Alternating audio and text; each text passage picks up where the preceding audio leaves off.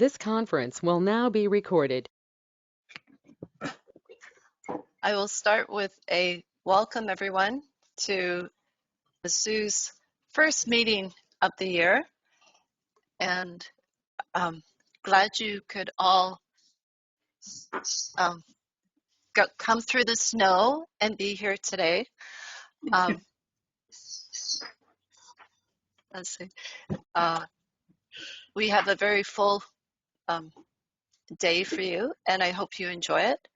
It's a bit of going through the past and looking to the future. I don't know, Tara or John, we're going to give us our land acknowledgement for today.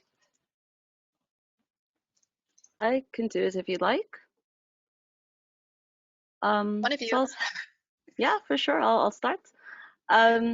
Hi, everyone. SOOS acknowledges that we are meeting on the traditional territory of many nations, including the Huron-Wendat, the Petun, the Seneca, the Anishinaabe, and most recently, the Mississaugas of the New Credit. This territory is covered by the Dish with One Spoon Wampum Belt Covenant, and this is an agreement between the Haudenosaunee and the Ojibwe to peacefully share and care for the lands and the resources around the Great Lakes. This territory is still the home of many Indigenous people from nations across Turtle Island, and we are grateful to have the opportunity to virtually meet here today. Thank you.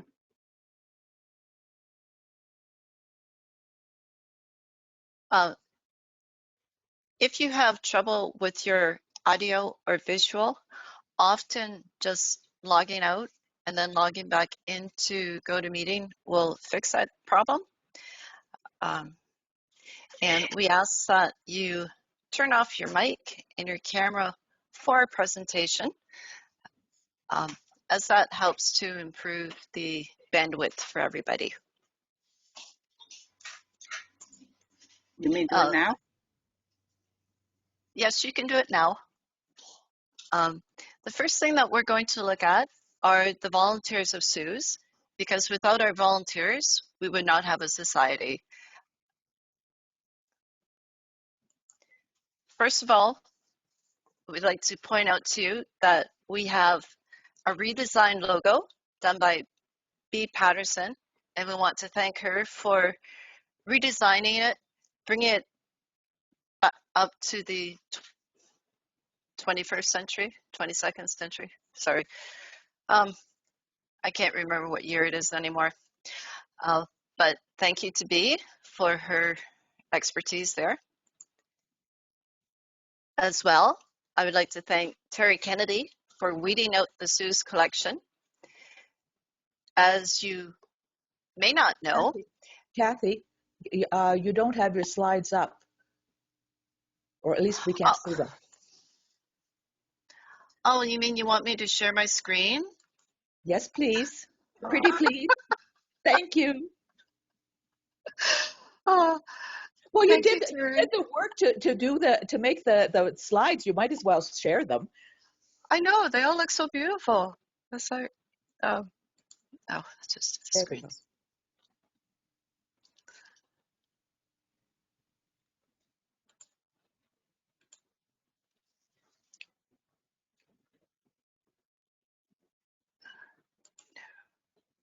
Okay, how's that? Can you see the slides now? Yes, we can. Can you still hear me?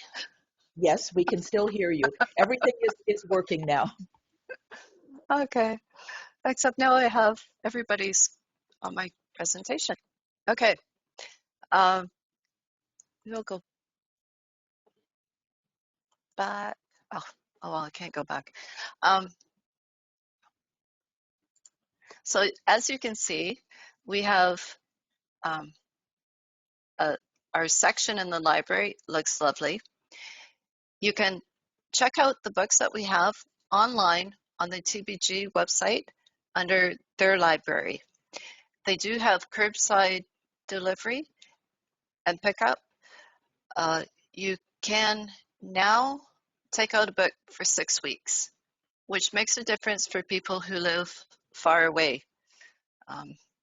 With the 2-week rental, that just really didn't work well for people.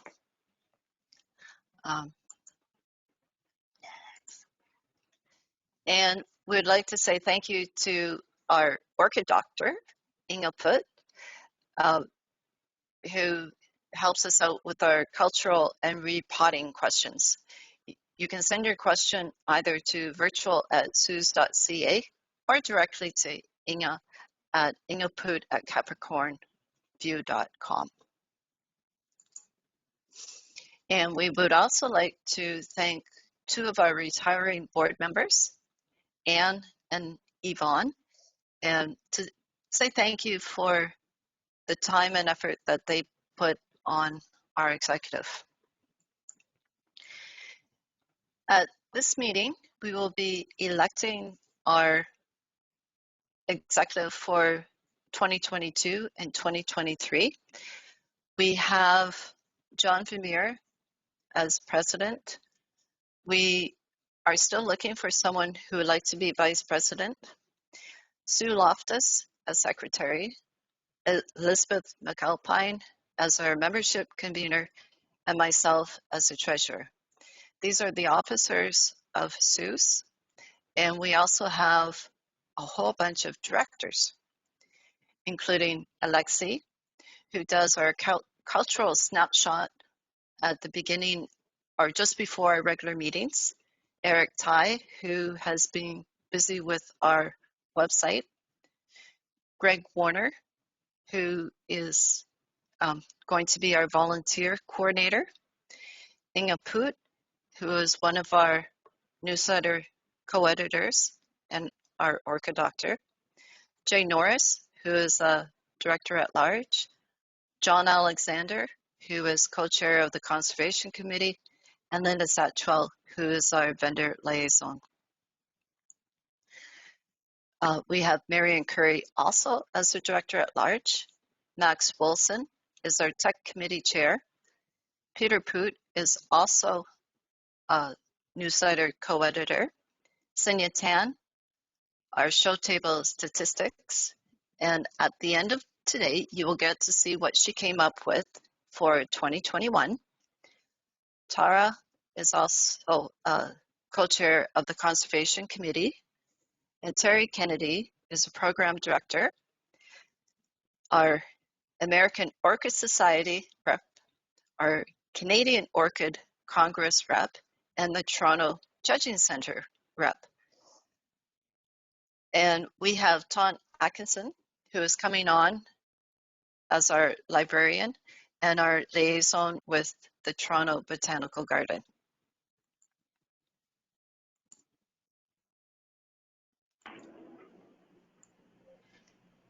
We would ask for nominations from the floor.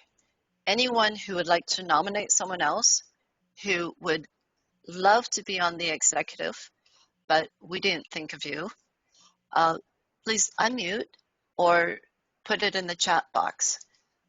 I would like to add at this time that anyone can attend the executive meeting. You don't have to be a member of the executive. We allow observers. And if you would like an invite to come, just send an email off to virtual@soos.ca and we will give you an invite. If you're thinking, maybe I'd like to join the executive at some time, this is a great way to see the interaction and what goes on behind the scenes. Oh, I see we have a whole bunch of nominations there. So,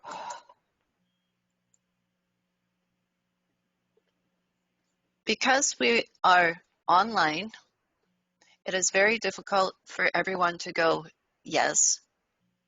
So what we're going to do is assume that your vote is yes, unless you're voting no.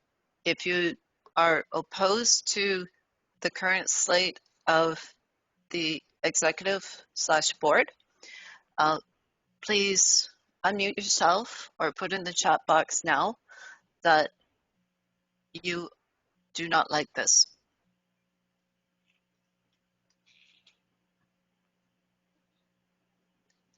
Okay, I shall assume that no one is objecting.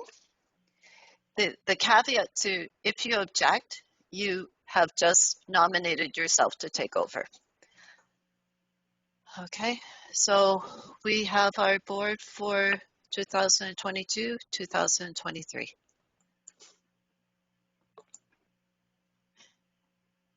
I thought that I'd give you an idea of where our current finances are. And normally you can see that our budget is usually around $27,000 with a huge chunk coming from our annual show, and our expenses around $26,000. So pretty much break even. Last year we had drastically revised our budget to be $2,700 for income, but we actually took in $3,600, so that's pretty good. And we spent $13,000, so we had a budgeted deficit of losing $10,000. Our income was higher, our revenues were lower, and so our deficit was quite a bit lower than what we had anticipated. And then after our donation, then of course we had a huge deficit. But that money came out of our savings, and that savings was there so that we could donate to a good cause when it came around. For this year, we are hoping that we will get $11,000 in income, and that we're anticipating larger expenses than last year, but we're still hoping that our deficit won't be too terrible. The executive has canceled the show for 2022. It just didn't seem feasible that we would be able to hold one in February. And for our cash on hand, you can see normally, I was running around $80,000. Because of that $25,000 gift, we had to take the money out of our GIC, and we now have $52,000 for our cash on hand. So we are still in a very healthy position, and we don't need to fret, but our biggest way of income this year is through our membership. And so we do ask that people renew their membership. You can do it online off of the SOOS website. You click on the membership menu, and then you'll see new and renewal, and you just follow it, and you can renew your membership.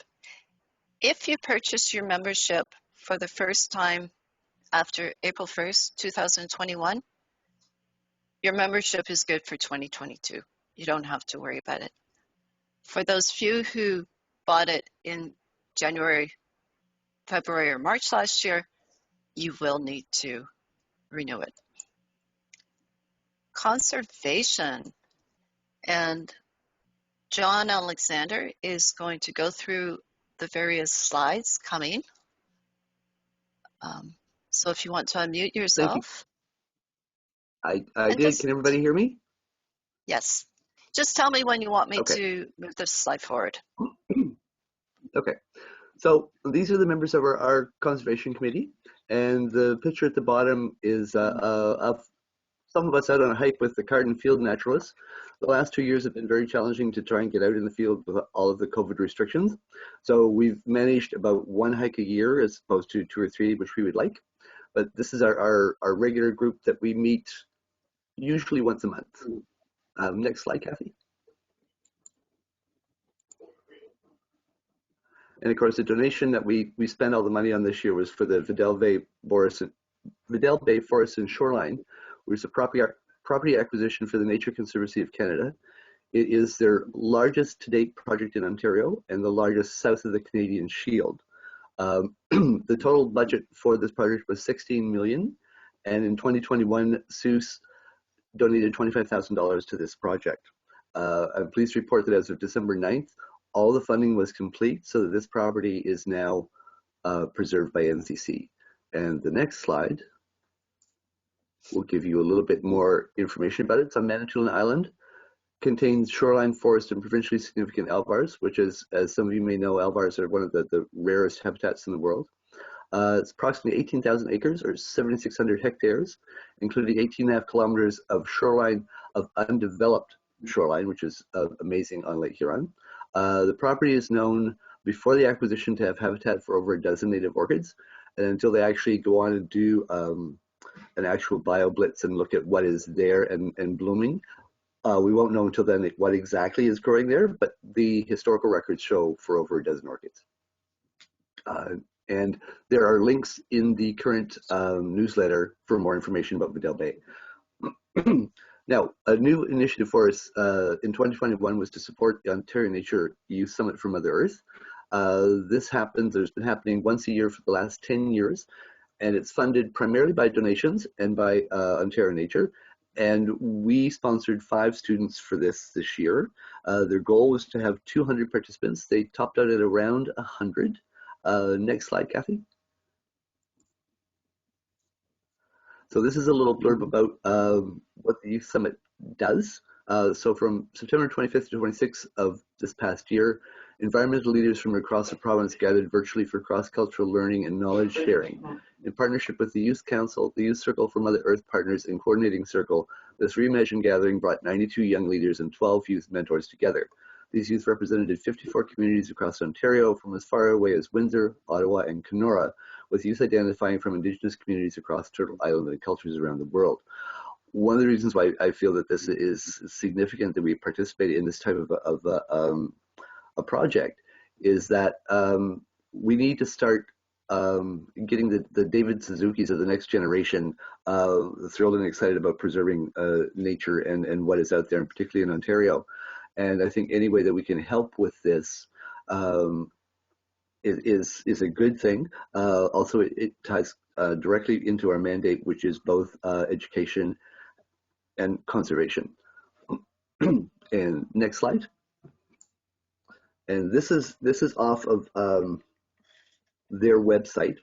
Because of privacy concerns, I've garnered all the information off of Ontario Nature's website. I will read you part of the bottom. These are our comments from participants. I have always loved being outside, but I don't think I understood until this summer how deeply interconnected human beings are to the environment. When we pollute the air, water, and soil, we're also polluting ourselves. This is where I feel two-eyed seeing and Indigenous teaching have the most impact, and where I will, from now on, always try to employ. The summit has shown me different ways of seeing things will change how I approach tasks and even how I learn. So this is the kind of difference that we're helping to make in the young people in our province. Next slide. Orchigami. This was another one of our new initiatives. We partnered with the Orchid Species Preservation Foundation, which is in Edmonton, and they do a lot of research into mycorrhizal fungi. They're very fortunate to have a wetland very close to them where they do quite a bit of their research. This also ties us intrinsically back to the Smithsonian Institute, which was one of the people who helped to start Orchigami. They arrived at the end of October. We were selling them online through November and December, and we did okay. They didn't fly off the shelf, but at the same time, we know that the greatest outreach potential for these is both when we can get back to in-person shows, and also our target for starting in the new year. We're in the new year. The target for the beginning of 2022 is to start to create a database of schools, starting with Toronto District School Board, of the grade levels that this would fit in the curriculum. So we'll be starting a work on a spreadsheet for that, and then looking at contacting schools in the spring, hopefully. So anybody who wants to help to populate or work on a database, please email Tara or I, or you can email conservation@soos.ca or orchidgammy@soos.ca. And next slide.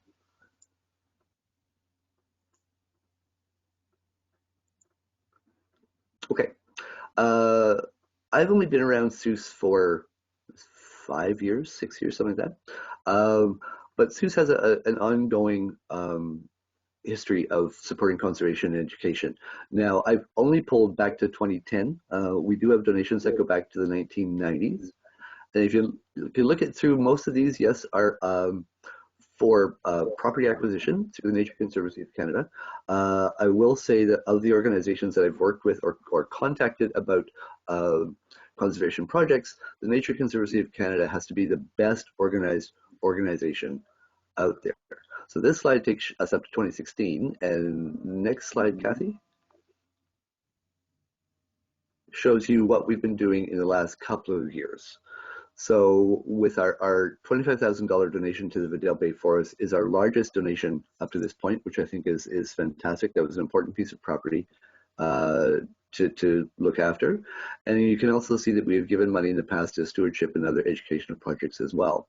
So just since 2010, SOOS has donated over $100,000 to conservation and education projects. And I think this is something that every member of the society should be incredibly proud of what we've done with our money, and the fact that through your donations and your membership and volunteering at the show, you've helped to raise the funds to protect this property and further education through Ontario Youth Summit and through other projects, and also for stewardship as well. And I think, Kathy, that's the last one for me. I think so. Is that right? Thank you very much. That was very helpful too. And that's one of the reasons why we decided to celebrate SOOS, because we have done some really good things. The conservation is a huge one. Save the date. What is coming in the future? Your virtual program committee consists of myself, Eric Tai, Inga Poot, John Vermeer, Max Wilson, Tara Susharan, and Terry Kennedy. And if anyone would like to join us, you would be most welcome to. We would not say no. And now I'm going to make Max the presenter. And he has, I just have to find Max on my screen.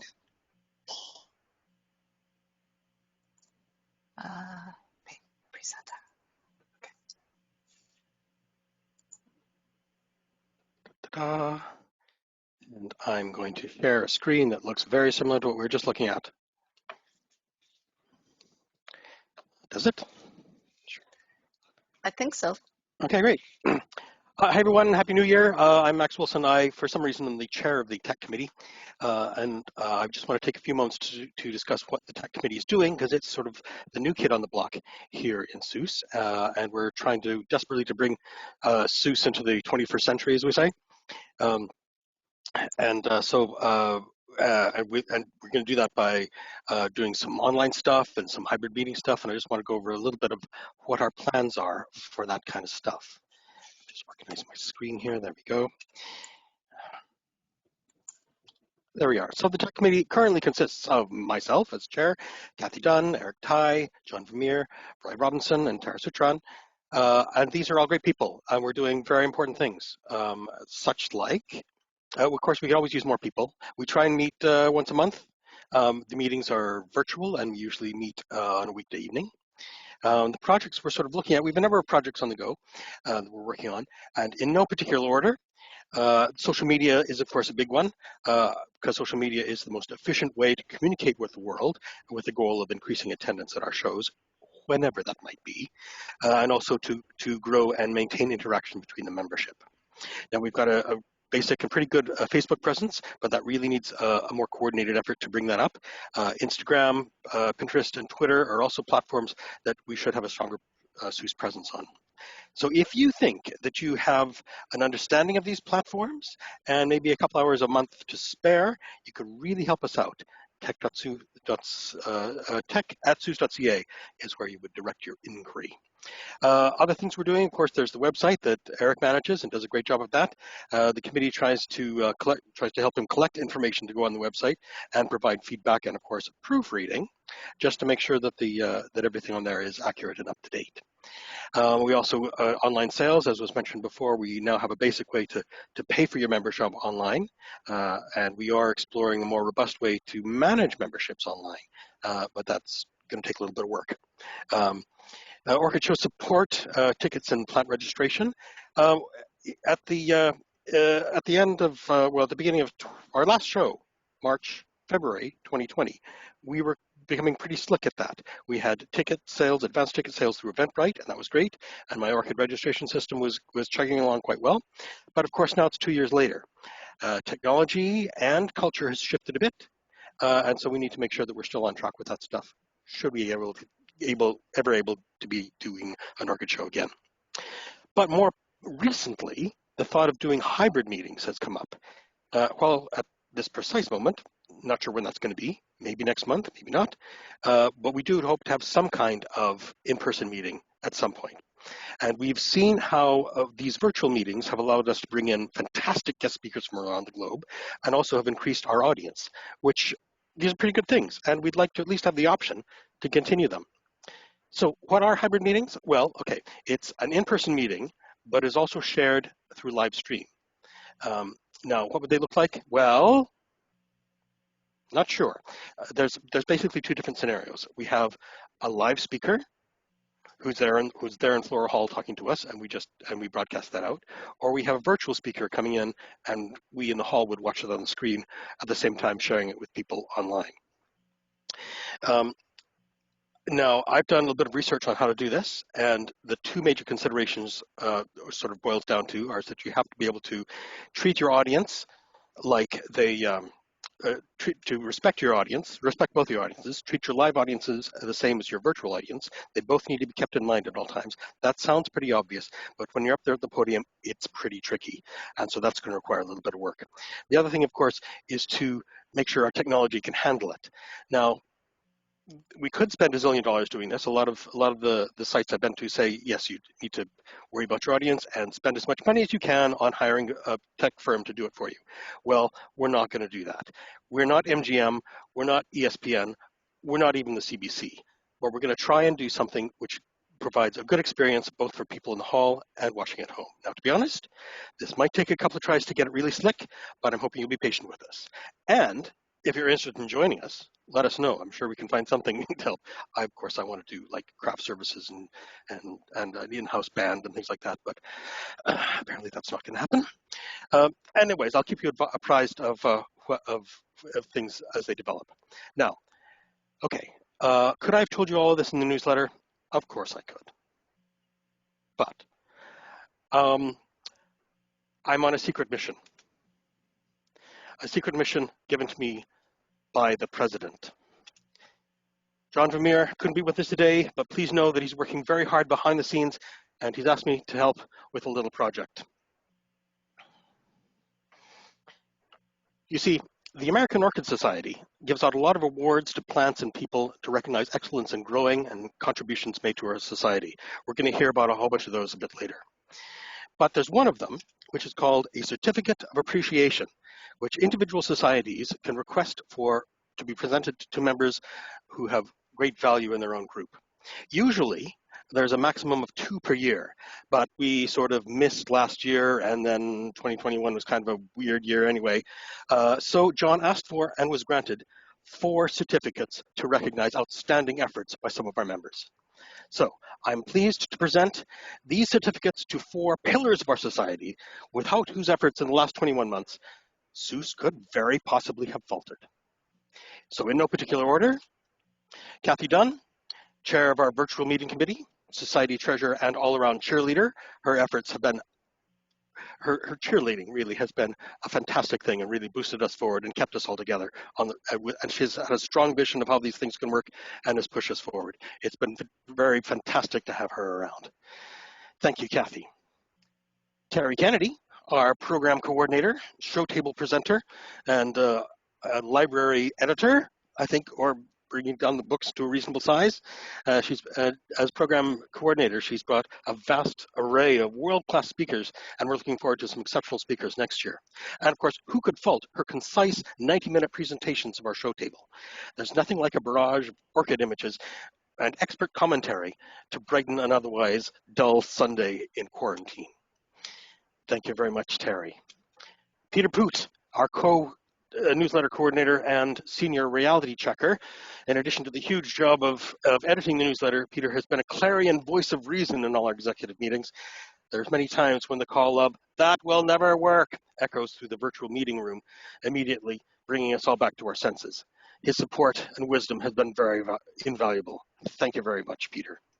And of course, what would we have Peter, but without Inga, who is our orchid doctor and also co-newsletter editor, which is not a small task. And Inga has served as our orchid doctor. Her wealth of information has been inspiring and amazingly valuable resource. Her work on various SOOS committees, including the Virtual Orchid Committee, has been foundational, and her mere presence has kept us going. Thank you very much, Inga. All these people have been instrumental in keeping our society going. I hope you'll join me in acknowledging these 4 heroes of SOOS. They've been fantastic. On behalf of the American Orchid Society and a very grateful Orchid Club, thank you to you all. I now return you to your regularly scheduled Orchid meeting. That was sneaky.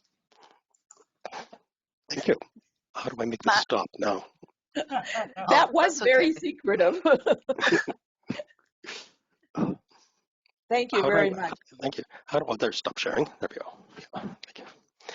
Yeah, thank you. That was a lot of fun. Yes, thank you very much. Bill and I really appreciate being appreciated. Yeah, the actual certificates will arrive in the fullness of Omicron. But I just got those black and white images. Yeah, Max was, I need to do my own PowerPoint. It's like, now I know why. Thank you. That is just so kind to be recognized, and he just doesn't want us to quit. That's all. Don't you dare quit. I had no idea what was coming. So Max did talk about upcoming meetings, and we will be around the world. February 6th, we have Wendy Mazouk from Florida. No time zone change there, though. Into the Slough, the elusive ghost orchid. And March 6th. Kathy, actually, Wendy is now living in the Bahamas, where she is actually the horticultural coordinator for the Sands Resort. Oh, the poor thing. Yeah. But does she need any helpers? I'm first on the list.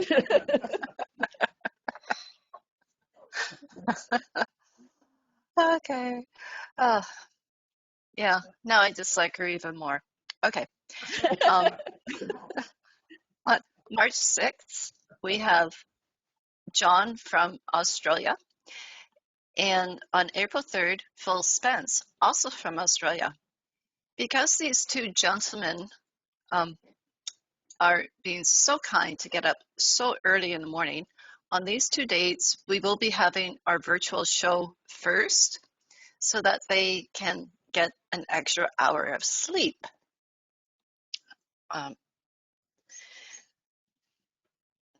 So for the spring anyways, if we do have a hybrid show, our speaker will still be online. Just so you know. Next.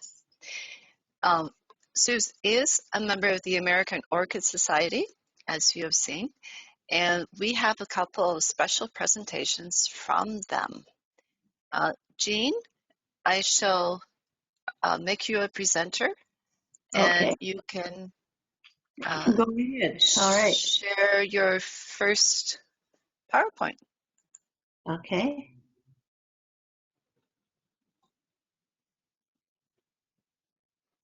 Now what's happening?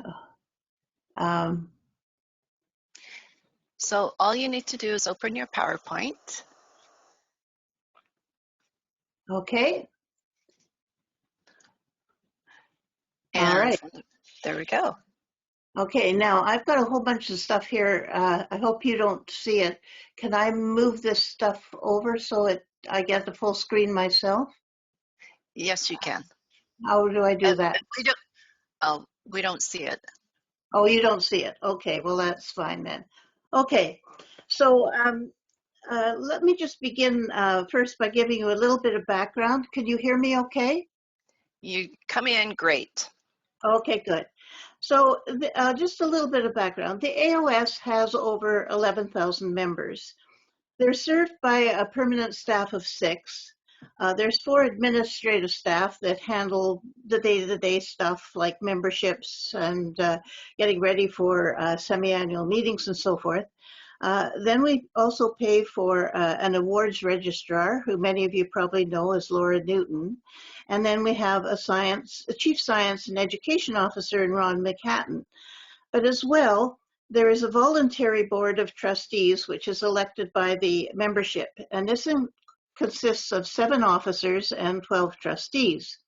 And they oversee the finances of the organization, the member services, and the work of the 13 committees, which also have a lot of member volunteers on them, and several task forces. And because the trustees and the committee members are all volunteers, they obviously are not paid for the work they do. So the AOS has developed an awards program to thank them for their hard work as volunteers. And nominations are received every year by the awards task force, of which I'm the chair. They're evaluated and approved by the Board of Trustees, and they're presented at the annual fall or spring members' meetings. So this year, 3 people were given awards of distinction, recognizing them as hardworking volunteers, and the work of 6 societies were also recognized and honored. And we thought it might be interesting for you to hear some of these awards, and the names of the people and the societies will be familiar, I think, to a lot of you. So starting off with the very beginning, the AOS gave a silver medal to Sandra Saboda. Sandra is from California. She's a member of the San Diego Orchid Society and works on the Southern California Judging Center. She also is an editor of Orchid Digest, which is another publication that many of you may be aware of it and read on a regular basis. So Sandy was president of the AOS in 2012. And at this time, she was intrigued by a new and still experimental web-based service that was developed by a California company called Citrix. Incidentally, her son was employed by the firm. That's why she had access to the experimental program. And she immediately saw the possibilities for it, for the AOS to adopt it, and it would allow a greater improvement of delivering member services. The new program was called GoToMeeting. It provided group meetings via audio conferencing from online shared desktop computers, iPads, phones, or telephones. And it allowed the AOS to move from semi-annual meetings to monthly meetings. And naturally, there was a dramatic improvement in effectiveness and member outreach and productivity. Today, we're all familiar with it or similar programs like Zoom, but at the time it was novel, and it took some persuasion to overcome board hesitancy in adopting it. A major advantage of the new computer-based system was that it allowed larger participation, and it replaced expensive long-distance calling, making it much more cost-effective for the AOS board. Because of its ability to easily show visuals such as photographs and graphs, its meetings made the meetings much more functional. Sandra believed in it so much that she underwrote the cost of the annual AOS subscription for several years, and in doing so, she revolutionized the way that the AOS does business forever. The system was expanded in 2014 to include GoToWebinar, which allowed for educational seminars. From its first webinar in 2014, over 194, close to 200 webinars have been presented and recorded, touching a wide range of topics aimed at the general membership and the public, and also specialized audiences such as judges, conservationists, orchid travelers, and specialists. Now, most of these webinars are free of charge and available on the website, and if you're not familiar with them, I'd urge you to access the site, as there are webinars on many different subjects. Some of them are quite entertaining, some of them are packed with information, but all of them have a goal of providing more knowledge about growing and where orchids live, how they grow, what conditions you need in your own setup to grow these orchids efficiently. A second spin-off application that's been very popular and highly valued are the monthly greenhouse chats on general orchid culture, which are anchored by Ron McCatton, the Chief Scientific Officer. These are chaired by Sandra and by Cheryl Ahrens, who is the Secretary of the AOS, and they've garnered a dedicated following who attend every lecture that Ron gives. These have recently been indexed, and that means that if you're interested in culture information on a particular group, for instance, culture on Lycaste, you can simply go to the index, find out which presentation it is in, and then you can access it directly. And these are very valuable because Ron has an incredible knowledge of orchid culture, and he's able to share it in a way that we can all understand and is very helpful. So that's the second program that all members and even the public can access. More recently, in COVID times, the GoToMeeting application capacity has been stretched further to include several thousand members who can attend these semi-annual meetings of members virtually. And we've done that throughout the COVID restrictions. So this is the medal, the silver medal that was given to Sandy, and the commendation, which is probably not legible there, is the AOS is proud to award a silver medal to Sandra Saboda for outstanding vision and implementation of AOS virtual education, October 2021. The second award was the Aos Ambassador Award. It's awarded to an individual in recognition of outstanding, consistent, and tireless contribution in promoting the AOS. And this went to Thomas Miranda.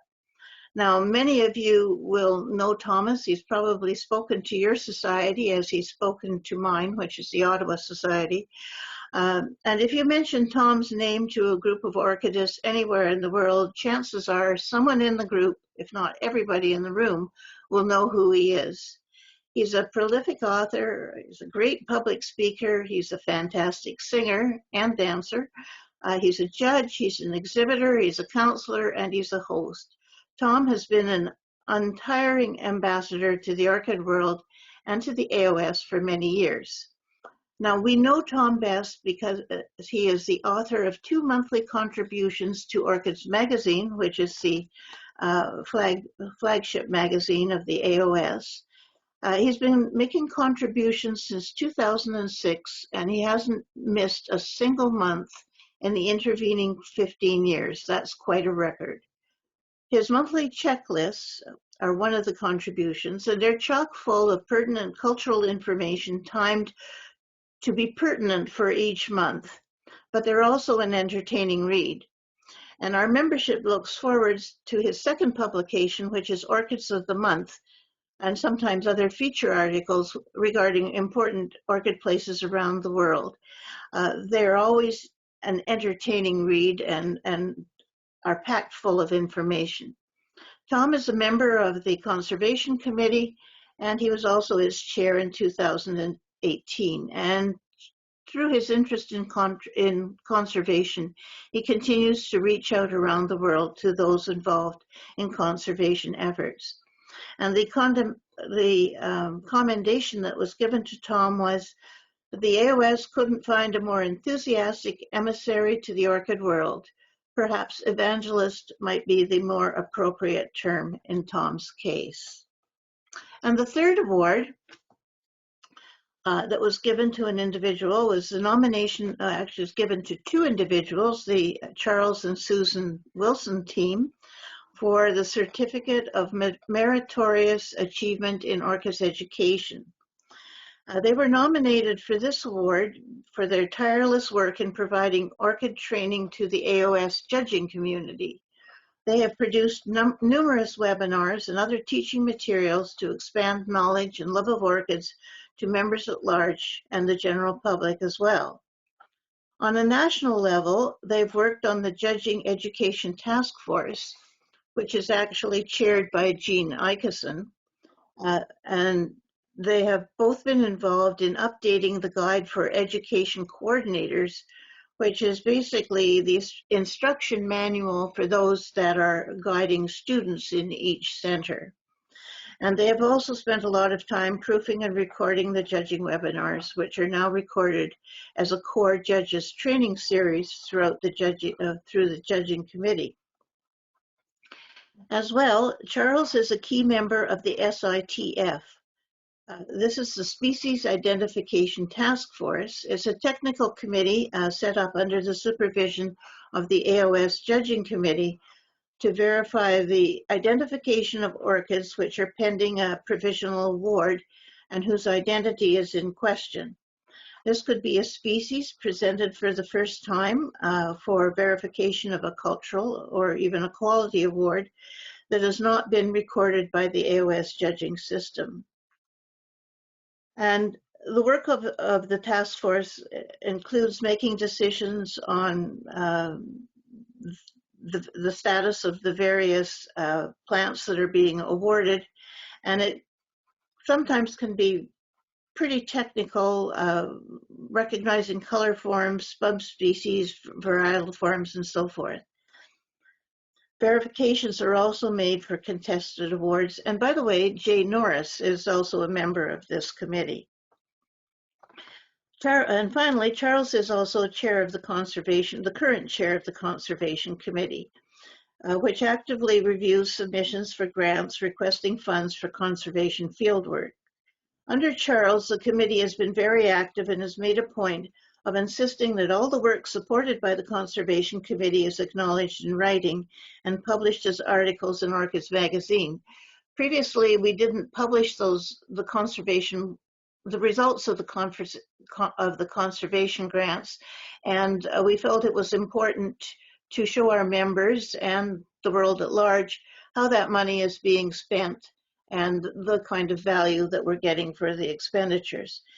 Some examples of work supported include preservation of grass pinks, calipocan in New York State, Tara Luna's work on Cypripedium in the Pacific Northwest, several studies on orchid conservation in the Andes, specifically in Peru and Colombia, conservation of the small white lady slipper, Cypripedium candidum, in the high grass prairie in Manitoba, and that was also developed in conjunction with the Nature Conservancy of Canada, and development of seed banks in Central Africa and education programs in Madagascar. So you can see that the conservation work is quite important. And our final picture here is of Susan and her husband out there doing field work.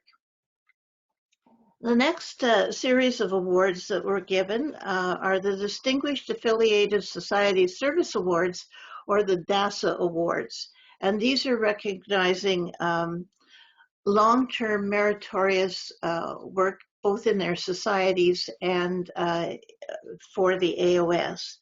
And this year, 6 distinguished affiliated societies were awarded or honored. And all of these societies have some things in common. For instance, they have all given sponsorships to shows, public education projects, conservation efforts, workshops, hosted local or regional or national orchid events over the long term. All produce and distribute outstanding newsletters that provide education to their members, but also to others at large. All significantly sustain and support an AOS judging center, both with financial resources, but also by providing judges and student judges and time. They provide education to member growers and other orchid growers in their area, and they provide promotion and support to the national AOS organization in many ways. So the 6 societies all have particular things that they, as well as doing these common things, they also have particular projects and things that they're doing that make them very special, and that is why they were chosen. So the first one we have here is the St. Craw Orchid Society. This society was founded in March 1963, and it celebrated its 50th anniversary in 2013.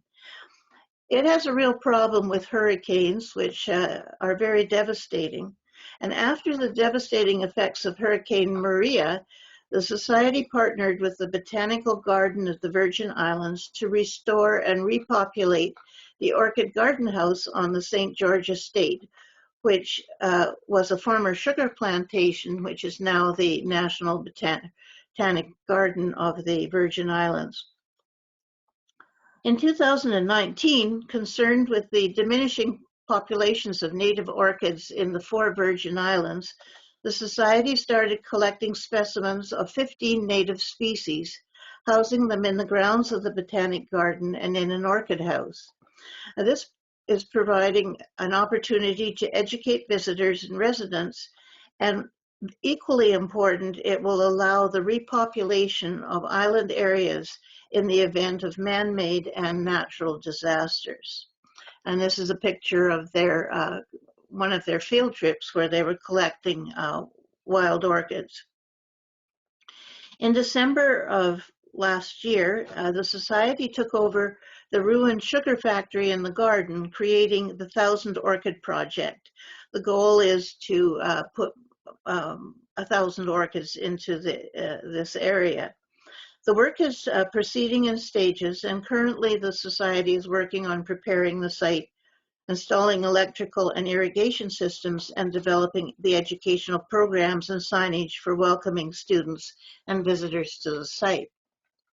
The second society that was honored was the Southeastern Pennsylvania Orchid Society, or SEPOS. SEPOS is one of the longest standing affiliated societies with the AOS. It joined in 1945 and became the 5th local AOS affiliate. At its peak, it had about 250 members, but today it averages around 120 members. This month, SEPOS will celebrate its 75th anniversary, and it has a large AOS commitment with many experienced judges and speakers who are regularly invited to present talks to other societies, and they're very active in many shows in the Mid-Atlantic region. It's also working visually or virtually as we are, and one of their proudest things is that they often get over 140 plants for their virtual show table. And they use the opportunity of the show table to ask their certified AOS judges to talk about exceptional plants that appear on their table. SEPOS also supports conservation efforts, and net proceeds from their shows are marked for conservation, and they have supported many worthwhile orchid conservation organizations. Most recently, SIPOS has collaborated with the Smithsonian Institute and Longwood Gardens in the States on a project to isolate, identify, and bank mycorrhizal fungi and plantanthera seeds in order to repopulate areas which have lost these native orchids. And I believe you had a talk from this group either last year or a few years ago. The third honored society was the Tampa Bay Orchid Society. They're a very active society in which many members are AOS judges or national volunteers. Education is a high priority for this society, and you can see from these photographs some of their exhibits that they give annually to the Florida State Fair. They give orchid workshops at local gardening centers, and they annually contribute photos to the Internet Orchid Species Photo Encyclopedia, something that I wasn't really aware of before it was mentioned. The Society also has financially supported a conservation project on Pogonia ophioglossioides with the University of Florida, and they contribute on a regular basis to Conservation Alliance projects. One of the special projects that they have undertaken is called Orchids in the Community, and it's a program to resuscitate and rebloom donated orchids, which they then give away to assisted living facilities and nursing homes for the patients to enjoy. The Orchid Society of Greater Kansas City is the fourth honoree. They have the distinction with the Orchid Society of St. Louis of co-hosting the first World Orchid Congress, which has become the international showcase for World Orchid Exhibition, Education, and Conservation.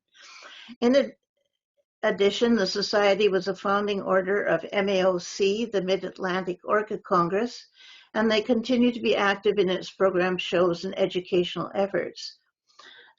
Each year, the Society undertakes a project of growing a common orchid plant. So each member is given an orchid plant to grow, and they learn together about culture and supporting each other in the growing of the group plants. Their newspaper also features a section where blue ribbon winners, that's first place ribbons, discuss the care and culture of their winning plant, thus passing knowledge on to their members. That's something that interests me, and I think we'll try and do that in the Ottawa Society following their lead. The next society that won was honored was the San Francisco Orchid Society. This is a large society of over 250 members, and it plays a pivotal role not only locally, but also through the use of its digital programs and social media, serving a broad representation across America and internationally. Key events each year include the Pacific Orchid Exposition. This is their poster for this year. A winter show and education event, and they have a smaller summer show and sale, Orchids in the Park, which continue the San Francisco Orchid Society's community outreach and public education. The Society supports the AOS Pacific Central Judging Center, and they are fortunate to have an exceptional writer and an exceptional photographer in Mary Jarrettson and Ron Parson, whose books on orchid culture have provided essential references on to experienced and novice growers. And as you will recall, we had an opportunity to sell these at cost a couple of years ago, and so I'm sure many of you probably have copies of these books. One of the San Francisco Orchid Society's key missions is to foster the culture and conservation of orchids, and they have donated over $50,000 to support local horticulture and education, botanical gardens and programs in California. And finally, and not least, is the Southern Ontario Orchid Society. The full commendation for honoring the SOOS will be published in your newsletter, I'm told, in the next edition. And so I'm just going to give you a few highlights of the commendation. You will all know this information, but it's kind of nice to hear what other people have said about you and why they're honoring your society. So I'll just read a little bit of information here. The Southern Ontario Orchid Society started in 1965 as the only orchid society in Eastern Canada, and over the years has spun off and supported many societies in Eastern Canada. And two very active judging centers, the Toronto Judging Centre and the Montreal Judging Centre. SOOS remains the largest and the most dynamic of Ontario orchid societies, with a membership of around 200 through its monthly meetings, its annual Valentine's show, and a summer orchid extravaganza called Summer Orchid Fest. Neighboring Orchid Society members are invited to Summerfest to share their friendship and enthusiasm, and to listen to outstanding speakers and have the opportunity to purchase plants from vendors to whom they would not usually have access. And we do appreciate that. We have a number of Ottawa people that come down every year, specifically for Summerfest. Conservation, particularly habitat preservation, is a main tenet of SOOS.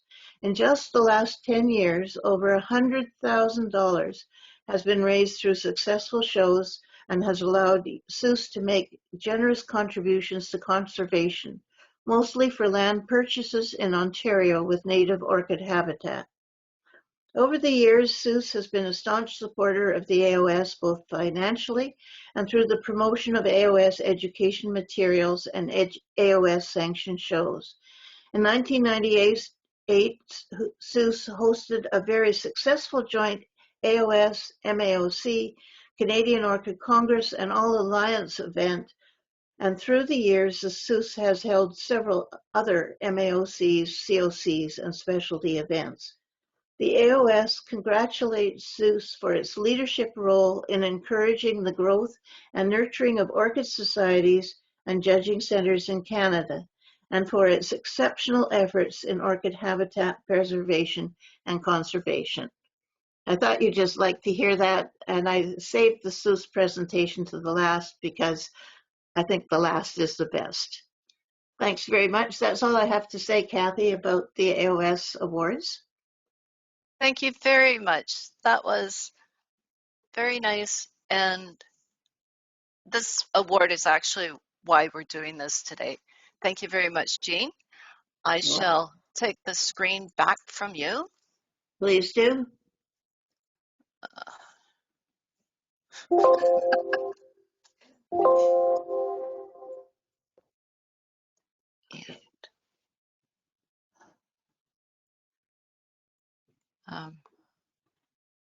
Just like I'm having some technical difficulties.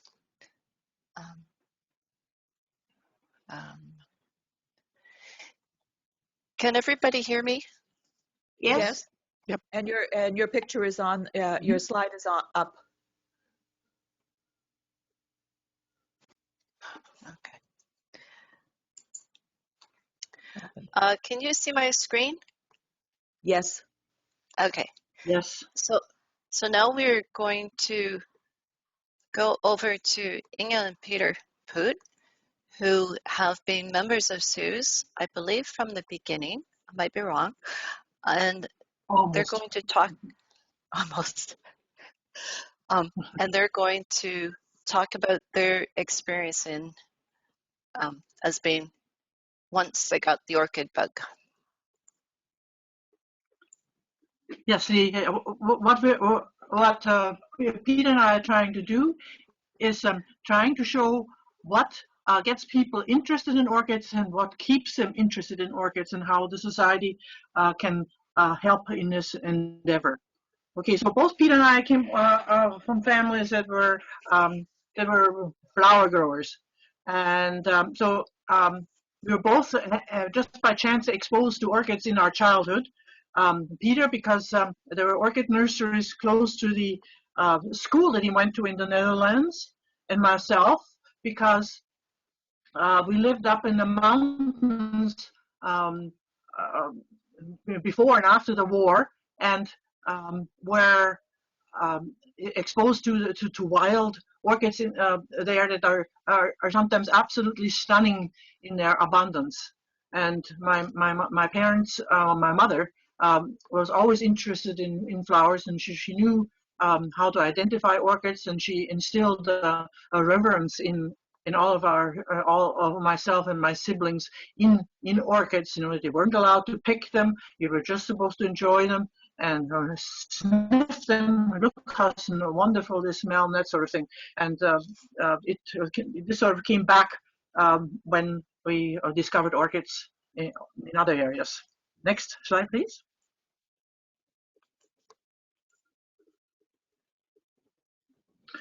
And this shows you the kind of, on the left-hand side, shows you the kind of nurseries that Peter was able to see in the Netherlands. And on the right-hand side, it shows you the kind of meadows that I was exposed to in Austria with all these wonderful little purple orchids that are in various shades of purple. And there were black ones as well, little balls, and it was just wonderful. Next one, please.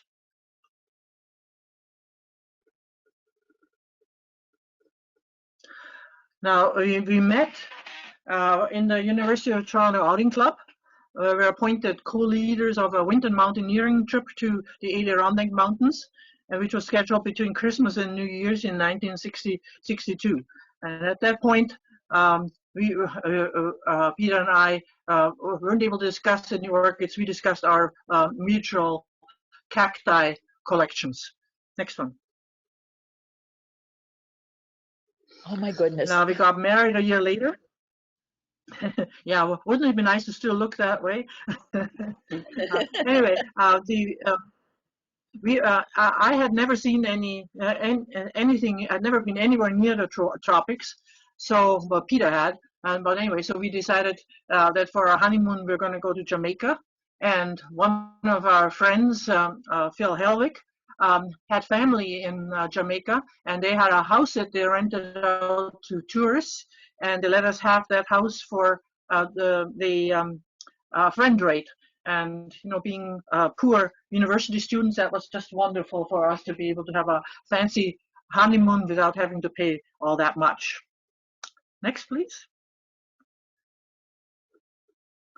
Now, in the backyard of that villa that we lived in was a tree very similar to this one. I mean, we had a picture of it, but you know, I have to apologize. A lot of these pictures that you're going to see are 50 years and more older, and they had to rephotograph them because there were no more negatives available. And it was just, and they turned red and all this sort of stuff. But anyway, it gives you the idea of what we saw.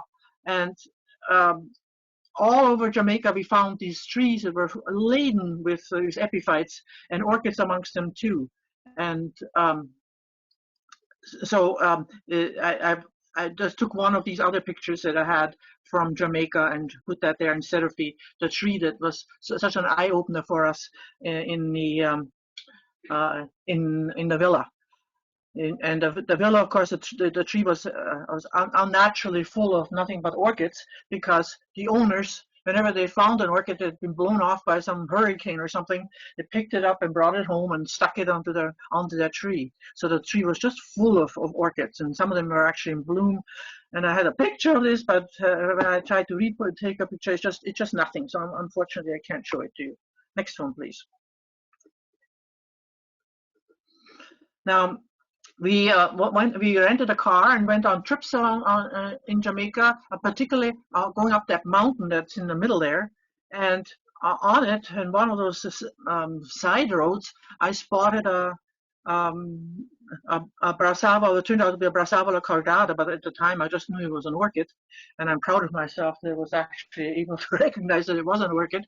And Peter was being very gallant, and he stopped the car and he picked the flower for me, and we took it home and then stuck it in a vase, and every night the perfume coming from that spray of flowers was absolutely wonderful. And it hooked me on tropical orchids. Next one.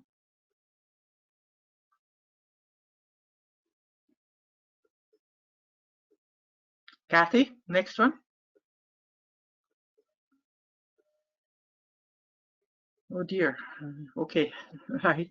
Now, when we came back, I was absolutely determined I was going to find some orchids tropical orchids to grow, and because I had been told that people do grow them in houses, so I didn't see why I shouldn't be able to do it too. We have been growing cacti just wonderfully. Anyway, so finally, someone told me that the Calvert-Dale estate had an orchid greenhouse devoted solely to orchids for the cut flower trade. And this right-hand picture on the bottom shows you the flowers, but unfortunately, the picture is so faded that you're going to have a hard time. But it's just all covered in cattleyas and phalaenopsis, and it's just full of flowers. And we managed to talk Mr. Lamb, the manager of these greenhouses, out of selling us some orchids. And I've shown you a couple of them. One of them is Spathipedilum lianum, and the other one is a junky white phalaenopsis, which at the time I thought was absolutely wonderful. But anyway, and so we left there really happy. Next one, please. Now this is what our apartment looked like at the time. At first it started out being completely filled with cacti and with other green plants like hibiscus and stuff like that. And then gradually the plants are replaced by orchids. And you see Oroseglossum grande hanging in a basket, and this white phalaenopsis that we were so very proud of being actually got it into bloom. And then once you get an orchid to go into bloom, you're hooked. And so that was thanks to the Dale orchids. And the Dales were actually getting rid of their orchids. Mr. Lamb confided in us, and so my father also went there and bought us orchids because they would all have ended up on the dump heap, and this way at least some of them were being saved. Next, please. Now, to find SOOS, now again, the manager of Calvert-Dale told us that Walton Norman was part of a small group of people that were getting together to form an Orchid Society in Toronto, and he gave us the contact information, and we got in touch with Walter, and he was just wonderful. He let us have pieces of his plants and showed us how to repot, told us how to water. He was an absolute mine of wonderful orchid culture information, and I miss him. Next, please. The first meetings were held in what was then called the Civic Garden Center in Edwards Gardens, and the meeting room there was what is now called the garden room in the Toronto Botanical Garden, and we met there once a month, and that's how we got in there. Next, please. Now, at the time, we felt very young at these meetings, but it turned out that Dr. Frank Main, who was a founding member of the society, was actually younger than Peter, so we started to feel that we weren't quite the young chickens in amongst all the old hens and roosters. And they immediately made use of us and gave us jobs. And that's important, because when you're given a job, you got to come back every time and you feel part of the organization. Next. I was made the librarian, and Peter assisted by carting the books from our house to the meetings and back again. And he built me a stand where I could display the books so that people would be more tempted to borrow them. And so that was, and of course, because I had all these books at home all the time, I read them too. And many of the ones that I felt were useful to us, I went and bought my own copy, and that's how we ended up with our extensive orchid library. Next. Now, what kept us as members? Now, we were given cultural information and gradually we realized that actually, if you know how to grow one orchid, doesn't mean at all that you know how to grow them all. You never stop learning how to grow these orchids because they're all so very different. And the other thing is that makes it interesting, and you never get bored. Now, also, we were able to find plant sources, some from the books and some from the people who had their own personal experience. And that was encouraging too. And of course, Peter's not very acquisitive, but I am. And so I always, when something is really beautiful, I've got to have it, And so we ended up with an awful lot of plants. And the other thing is a social connection. These people, the members of the Orchid Society, we saw them more often than we saw our own families. And they became very good friends for us. I mean, I didn't have time for other friends. And it was wonderful to have friends that have the same interests as you. We even found members of the Orchid Society who shared our love for classical music, which was very unusual and much appreciated. Next. Now, to importing orchids, the first company that we discovered in the back of a book was the Fennell Orchid Company. And Tom Fennell Jr. is really I don't know whether he's still alive. I haven't kept up with it. Probably not, because he's a bit older than us, and we're up there. Anyway, so I found a picture of one of his old catalogs on the right-hand side of the screen. And you see these line drawings, and that gives you an idea of the sort of drawings that he did. And he just caught the charm of the orchids with his beautiful black and white line drawings, and particularly encyclias. And from his pictures, I've absolutely fell in love with encyclias, and I bought a couple of them.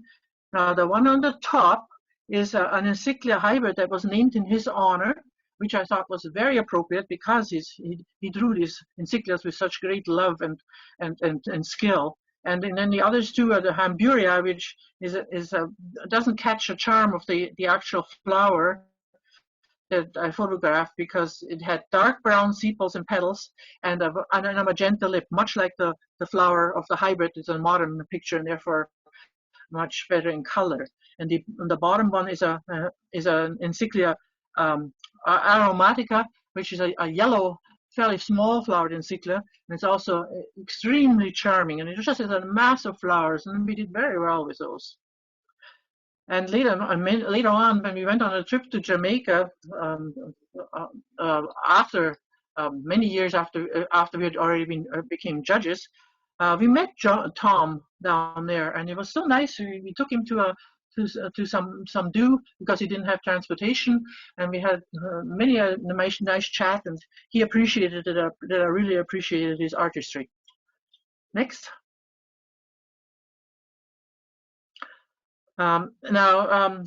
We joined the American Orchid Society, and the American Orchid Society always has lots of pictures in there about all these shows that are sponsored by the American Orchid Society. And it just seemed absolutely wonderful, and it made us want to go and see some of these shows. Next. Now, SOOS decided that they were going to have some shows as well. And on November 3rd, 1968, SOOS had its first orchid show. Unfortunately, I guess we were too busy or too excited. It was only a one-day show. We don't have a single picture of it. But the second show, which was held on November the 1st and 2nd in 1969, that we have a fair number of pictures of, but they're very badly faded. But I'll show you some of them just so you get at least some idea of what we came up with at those shows. Walter Norman was the chair, but he sort of let Vic Sato run practically everything, and Vic ended up being so overburdened and stressed out that he quit the Orchid Society as soon as the show was over. And that taught us a lesson, namely that you have to involve more members. Now the theme of the show was orchids around the world, and we put in a display featuring Australia and actually Africa as well. I didn't put that on the slide. And the Australia one was I felt a bit embarrassed about it because I had a helper who offered to build a kangaroo for me, and I told him I wanted a gray kangaroo to go with my gray koala bear that I had, and he couldn't get any gray paint, so he got just this rust-colored red one. So we ended up having a great big red kangaroo in the display. And Walter Norman apparently had the same problem. He couldn't get any gray paint. So the donkey that he had as the centerpiece of his display also ended up being red. So it was a show of red animals. Next display, next please.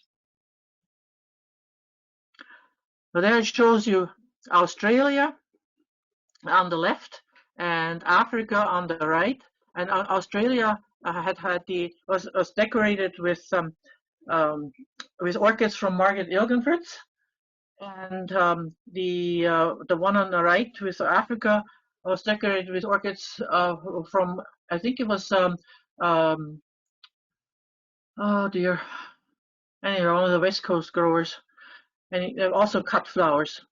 And Peter and I arranged the thing, but the show stealer was that red kangaroo. And on the left-hand side, you can see what the color really looked like. Next one, please. Now, then there was a show on October 5th, 1975, where we didn't just have cut flowers that we pinned on the wall and on a red kangaroo, but the picture on the right shows you the display that we put together, and we have been putting in displays and shows now for a couple of years or so, and I was so proud of that display, and now I look at it and I actually cringe because there's this brown cloth messily sticking up around the sides, and there's this plaque sitting in the middle, and there was no attempt made to hide the edges to make it blend in, and the flowers were pointing every which way, and I think maybe I don't think there was a focus in it at all. Yet I thought it was the cat's meow. So I'm trying to remember that when I look at other people's first efforts, or not even the first efforts, because that wasn't our first effort either. So it takes time to learn how to put a display together, and learn how to make the orchids here the stars of the show, and not some cloth or whatever. Next, please. Now, Peter was appointed the show chair for the next SOOS show after Mr. Sato left, and Walter Norman suggested, and Peter said, well, I have no idea how to put a show together. And so Walter Norman suggested we go to some Michigan shows and talk to people there and find out how it was done. Well, this is a picture of one of the Michigan shows, not at that time, it's a later one, but at least it's from the Michigan Orchid Society. And therefore the colors are not so faded and all red toned, and opened a whole new world for us. Next one, please. Now, after that experience, we ended up getting the travel bug, and so we went to all kinds of nearby USA shows, and to things like the Mid-American and the Eastern Orchid Congress, which were large shows hosted by one society, but other societies were invited to exhibit as well, and so you end up seeing a tremendous number of orchids. It was very, very, very educational. And we took on jobs at the Mid-America Orchid Congress and the Eastern Orchid Congress, particularly the Mid-America, when I was there, the chair of the Conservation Committee for quite a few years, and Peter was on the awards committee and stuff like that, and he was also the president for Mid-America for a while, so we were busy.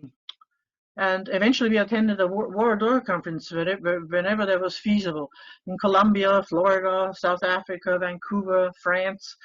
Those were the days when we were able to travel. But anyway, next one. Now there's a few slides. I apologize for the red tone, but that's what happens to slides when they're 50+ years old. So this was in Washington D.C. and some nice displays.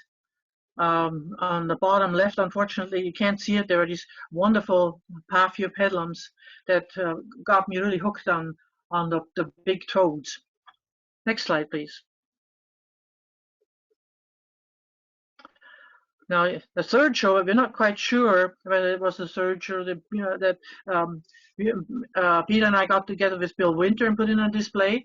And we had another an artistic lady who decided she needed a job, so we invited her to help us with putting the display together, because orchid judges were not always thrilled with our efforts, and we thought maybe this way we get better. Bill had brought a cloth in wild colors of reds and purples and blues, and she arranged it in the back of the display to sort of as a swath to go all diagonally across it, and we thought it looked really striking. But we had a lot to learn. We didn't get a single ribbon for that because it was a display of an orchid cloth rather than of orchids. Now I also remember, excuse me, Peter made us nice boxes to transport orchids in, and then also use them afterwards to build displays. And so we did these towers that were painted white. And the next slide, please. There on the left-hand side, you see the painted white towers. The next time, I actually used the cloth that we used in the display that I showed you here on the right-hand side and covered them, because we were told the whitest dominated the whole picture and that you didn't see the orchids, you just saw those white towers. So next time we had beige towers. Well, that was even worse. And finally, we had the bright idea to paint them black. And that's when finally the judges agreed that it was nice. So it took quite a few wrong turns to learn. So don't get discouraged if the judges don't like your displays, because you can't learn all that quickly. It takes time. You have to be disappointed, and then you'll make a stronger effort to finally get it. And we did finally get it. Next, please. Now, there were some what I call milestone shows in SOOS. Now, Brian Rowe felt that SOOS was not doing enough for conservation. So he took on the chairmanship and designed everything around the goal to make a profit of $5,000 to use for conservation and SOOS education. And he succeeded. And from then on, we tried to make enough money so we could actually donate money to conservation. And unfortunately, I couldn't find in the minutes what year this was, so it'll just have to be a vague number. Next one, please. Now, for judging, Peter and I were often at shows, and then they asked us to be clerks. And later on, when they realized that he and I were spending an awful lot of time studying these orchids to try to educate ourselves, they also asked us to act as lay judges. And finally, Ray McCullough encouraged us to apply to be student judges. And we applied and we were rejected because, as Ray told us, the USA was not ready to accept offshore or non-US judges yet. So we started a study group to learn about judging ourselves. And we were even going to go and have a Canadian system of judging. And we got some really wonderful people to join the group. Such as the Blanksteins, and of course the Kennedys were part of it, and George Horn, just some of the people that come to mind. And they were all very keen and all quick learners. So it was a wonderful group, and we really encouraged each other, and that really kept us interested, and they became friends. Next. Now, Bob Turner was moved. One of our members who lived in Oakville was moved by his company to Georgia for training, and while there, he applied to be a student judge. And lo and behold, the AOS accepted him because he was applying from Georgia itself. But then, of course, he was moved back up to Canada, and joined the rest of us going to Ann Arbor for him to be trained for us to observe.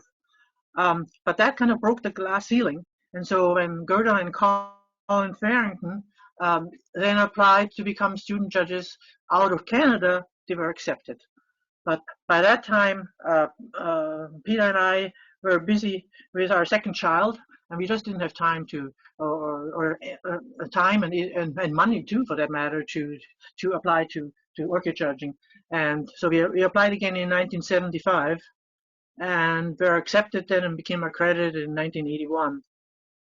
And once you become a judge, the learning of new stuff never stops, and that's exactly what I think most people like. You don't want to get bored. You want to have new things and learn new things all the time, and that keeps you interested. Next slide. Another milestone show was having an AOS judge show in Toronto. Peter took on the chairman's job and led us into our first AOS judge show. And Ellen and Murray Blankstein arranged for the show to be opened by the Governor General of Ontario. We thought that was a wonderful, festive touch. And it brought SOOS to the attention of the North American orchid world, and they started urging us to host an AOS trustees meeting and a Mid-America Congress and an Eastern Orchid Congress, and we started thinking about that and actually had some of those right in Toronto. Next, please. And then the crowning glory of all of these the Mid-Americas, we think we hosted a couple of them, was a show that occurred in May of 1998 when we hosted a combined AOS trustees meeting, Mid-America Orchid Congress, Eastern Orchid Congress, and then all these other societies, the Phalaenopsis group and the Odontoglossum group. And I don't know, there was an Masdevalia group as well. So it was a huge show. And Peter and I were the co-chairs, and we were so busy we couldn't listen to a single one of the lectures, which is something I really miss. I mean, of course, if it had been nowadays, it would have been recorded and we could have listened to them afterwards. But at the time, they were just complete loss for us. We just had the work. And we're giving a silver medal from the Eastern Orchid Congress, because Peter, as the chair of the show, was also the president of the Eastern Orchid Congress for that year, and so we got the silver medal for all the work that we did, and it's nice to be appreciated. And the participating organizations all shared in the surplus that we made in money.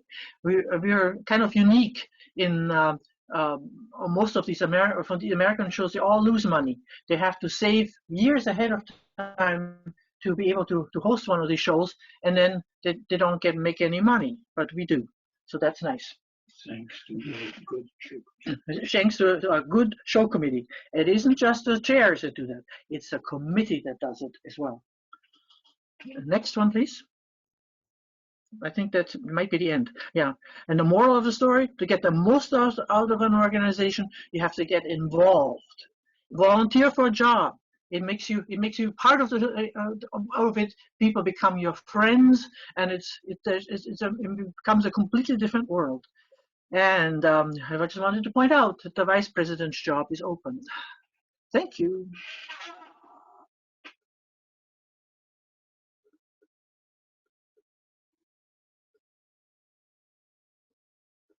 Thank you, Inga. That was really good. Well done. Brings back memories, doesn't it? Yeah. And now we're ready for Jean to give her second presentation. So I shall make you the presenter again. And you need to unmute yourself. Thank you. Okay, now, all right, now I have to share, and I have to close this first presentation off. Just a minute.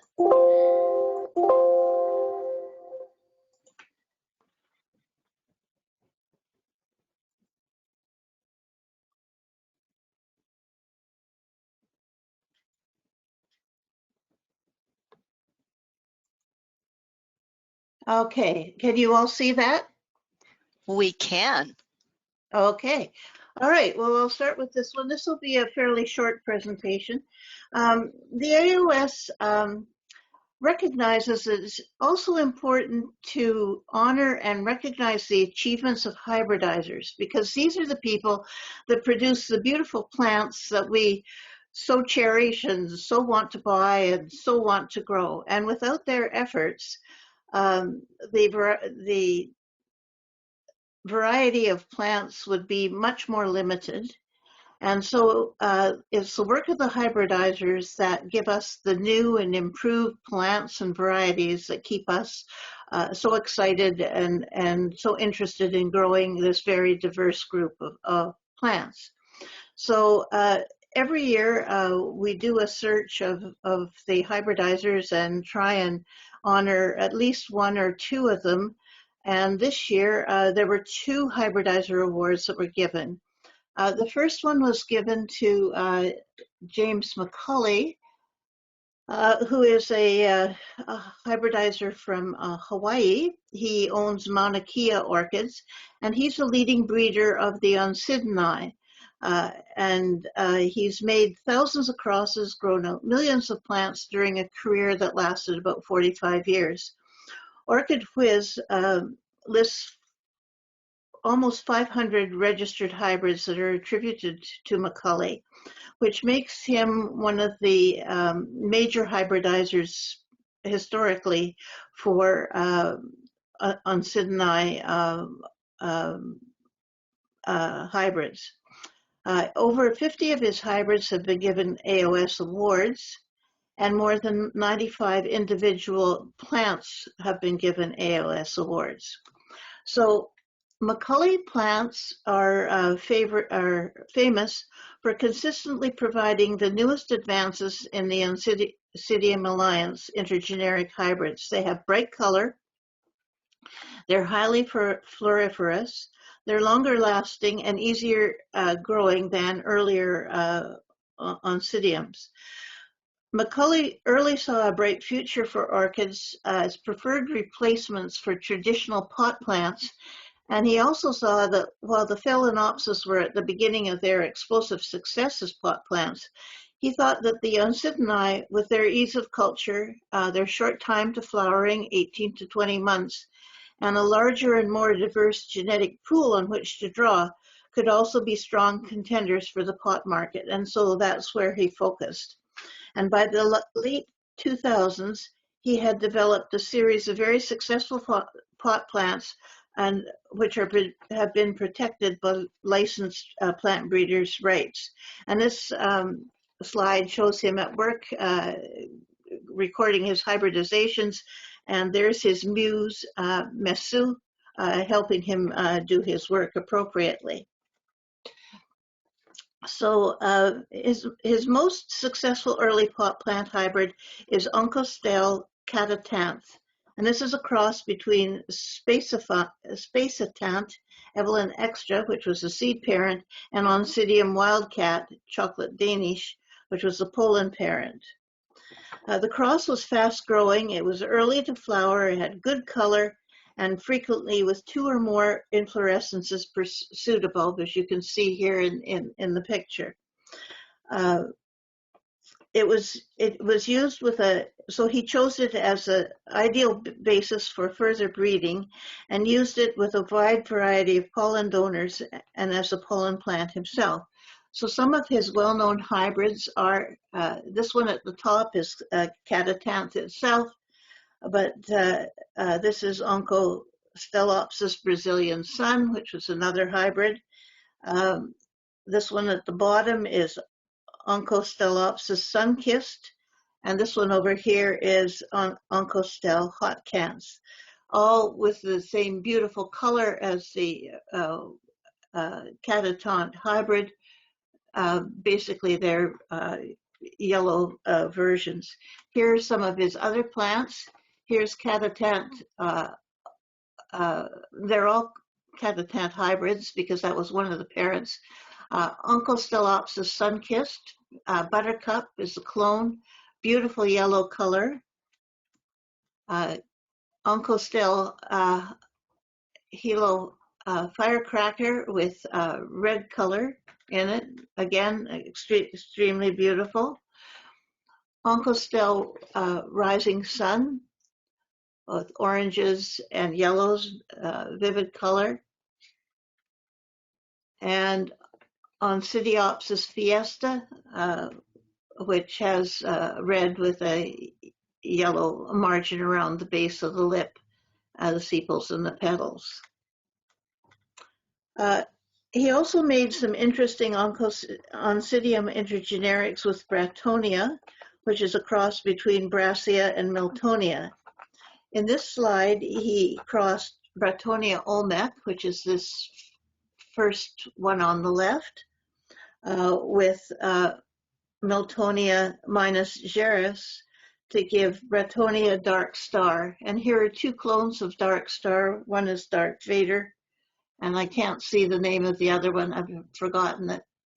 But again, you can see the offspring has the characteristics of both the beautiful fuchsia color and dark purple of the Miltonia parent, and then the spotted sepals and petals of the olmec parent. Here's another cross, Bratonia Shelob, which was Bratonia olmec again, times Brassia edvalu. And again, you can see some of the characteristics of the Brassia parent and some of the characteristics of the olmec parent in the offspring. And look at how different the different clones are. Very, very interesting. Around 1995, Macaulay added Miltoniopsis to his breeding mix, successfully increasing floriferousness, size, color, ease of growth, and potential fragrance when crossed with Oncidium. The results were improved structure, multiple and branching inflorescences, longevity, and most important to the pot culture industry, clean foliage and early maturity within 18 to 20 months. And examples here are Oncidiopsis bizarro, which is Oncidiopsis Celtic sun times Oncidiopsis francine, with clear pinks, and you can see here the Miltoniopsis influence in the lip. Here's another one, Oncidiopsis Anthony Helemona. Again, you can see the influence of the Miltonia parent in this. Currently, James Macaulay continues to add much to our knowledge regarding the Oncidinae in two major investigations that are ongoing. He's trying to incorporate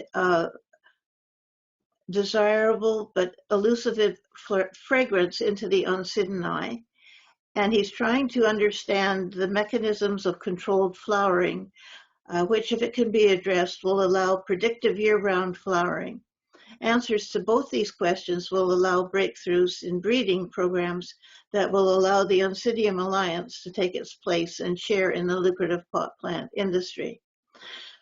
This slide shows the photograph of the actual award that he was given, and the inscription reads, the Aos Award for Hybridizing Excellence on Oncidianae, James Macaulay, October 2021. So our thanks to James Macaulay for developing such beautiful plants, and we look forward to more in the future. The AOS is proud to recognize his significant efforts in developing exquisite hybrids for all to enjoy. The next winner, Hybridizer was awarded, it was Terry Root, I'm sorry.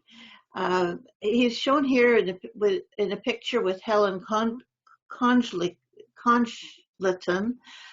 She was well known for developing Paphiopedilum concolors of excellence, and she's absolutely delighted here to be sharing a new Phragmipedium besseyi, and you can see the thousands that he's got in the background in his greenhouse.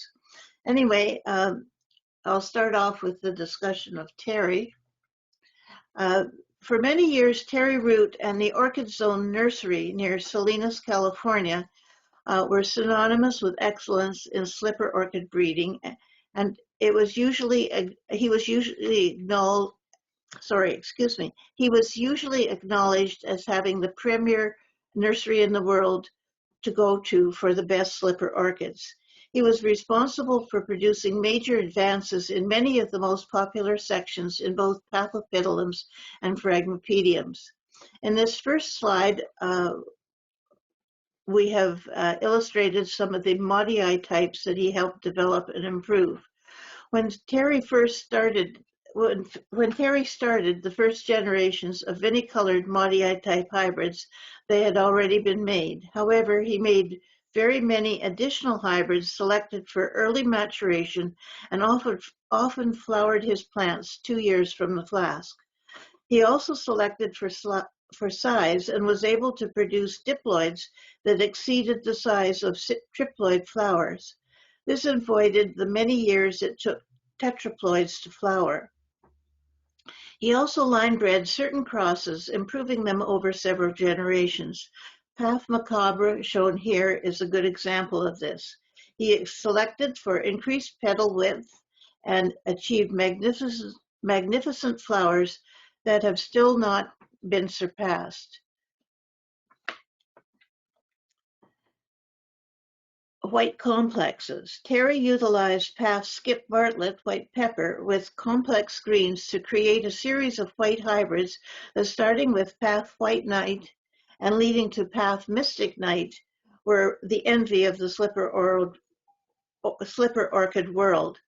Unfortunately, these tended to lose fertility, so he then switched to slippers with Path Grayei Forma album in their background and made even better and larger white complex.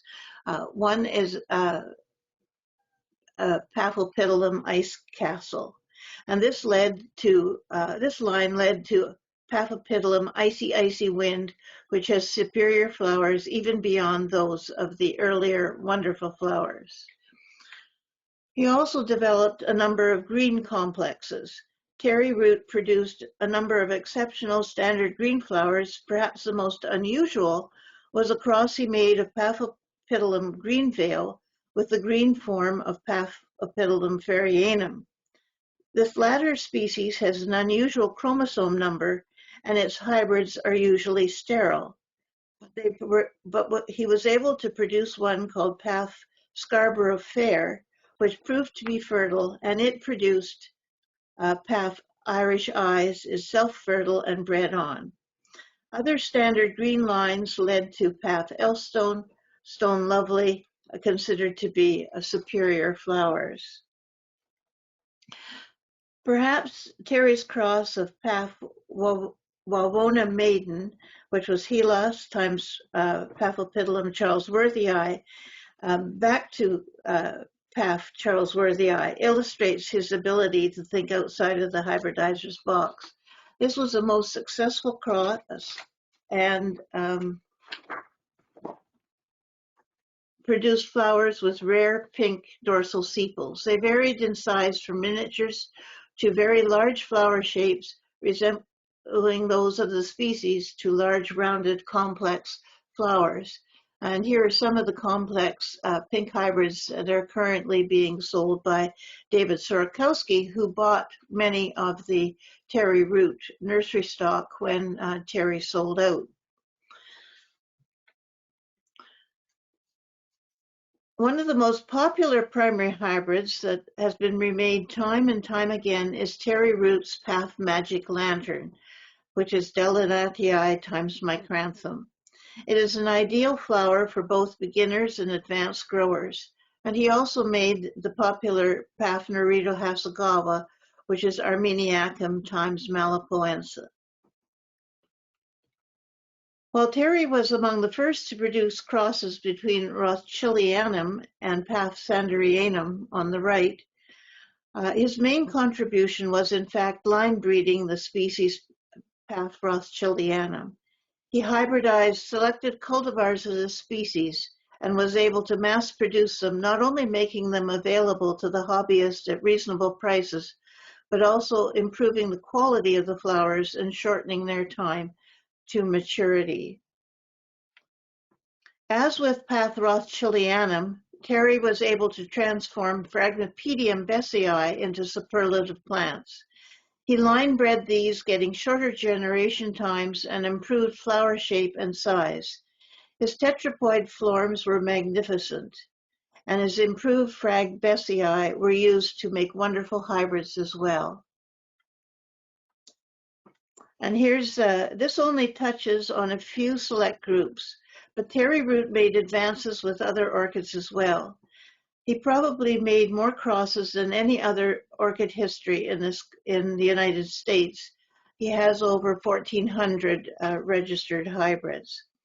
The award here for Terry reads, this is the Aos Award for Hybridizing Excellence for Cypripedium, Terry Root, October 2021. And the information that I got on the Macaulay hybrids comes from a paper that Jim himself wrote, which appears in the October 2016 issue of Orchids. If anyone is interested in reading it, I've just extracted some of the highlights. And the commendation for Terry Root was prepared by Harold Kupowitz of California. So that ends my presentation on the Hybridizer Awards. So we can just take me off now. Yeah, thank you very much, Jean. And we will be going to Joyce Metcalf, who is going to be taking us through the 2020 Special Annual Awards. So I shall make Joyce a presenter.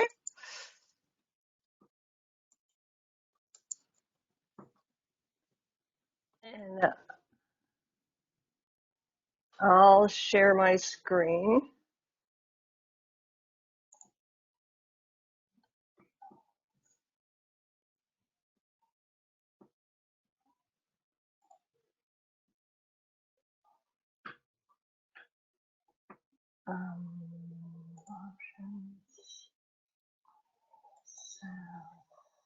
Go to slide two. Yes, I thought I'd just kind of introduce the, can you hear me okay? Yes, we can. Okay, good. I thought I'd sort of explain about the annual awards for people who don't know. Every year the AOS has 22 approximately special annual awards. The way it works is each judging center reviews the pictures of plants they have had awarded for the previous year and decides on the best one in each of 22 categories. These are sent to the AOS, and Laura Newton, the awards registrar, compiles them all figures out, okay, which are the best.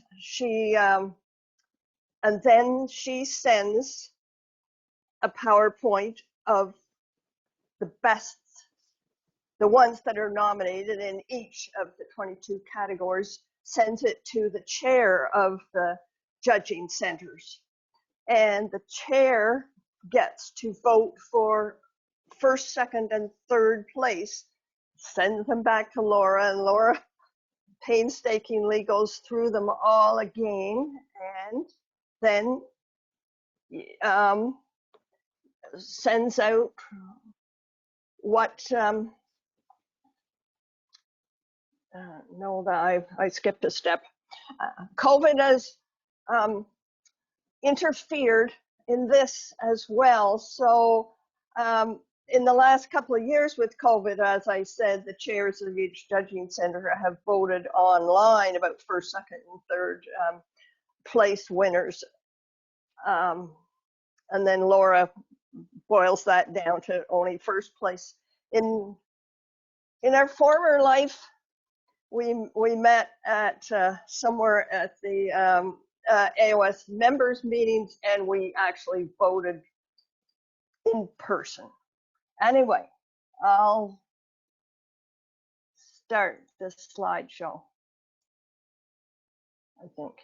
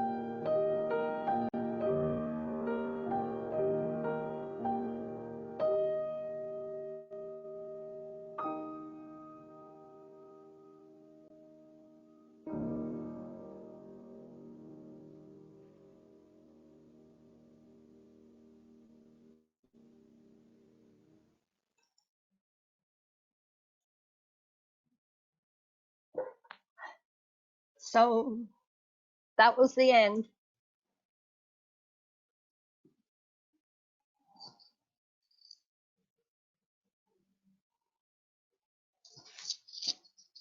Do you want to talk Kathy? about becoming an orchid judge? Yes. Yes. So, especially since SOOS has so many good orchid growers, we thought you might be interested in becoming a judge or learning how to become a judge, the steps involved. There are 27 judging centers, plus some additional ones which are supplemental. So as in the past, Toronto was the main Canadian judging center, and Montreal was an additional or supplemental judging center. Now Montreal's on its own. There are 3 Canadian judging centers, with Vancouver being the 3rd one. Well, the first thing is you have to be an American Orchid Society member. And if you're not, maybe you should be. Take a look at the website, which is going to be improving greatly. So you start out by coming to our first Saturday of the month judgings and observing. Right now with COVID, actually, we're not having any observers to protect us all. But when we get back eventually to real life meetings, you can observe. Actually, I'll just interject here. We're supposed to have a real live judging next Saturday, the 8th. We're not quite sure yet whether we will be allowed into the TVG. TVG is going to be having a meeting on the 4th, and they're supposed to let me know, and then we'll let everybody know. So we start with 4 observations when we're out of COVID rules.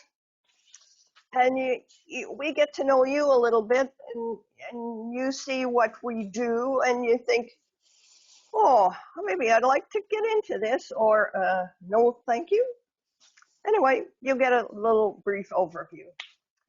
And then you send in, by email nowadays, a written application, and the questions that you need to answer are on the AOS website in the handbook. We can give you more details about how to find that if you need it. You also are required to take a color blindness test. And nowadays that's done online, and it's quite easy. You don't have to go to an eye doctor.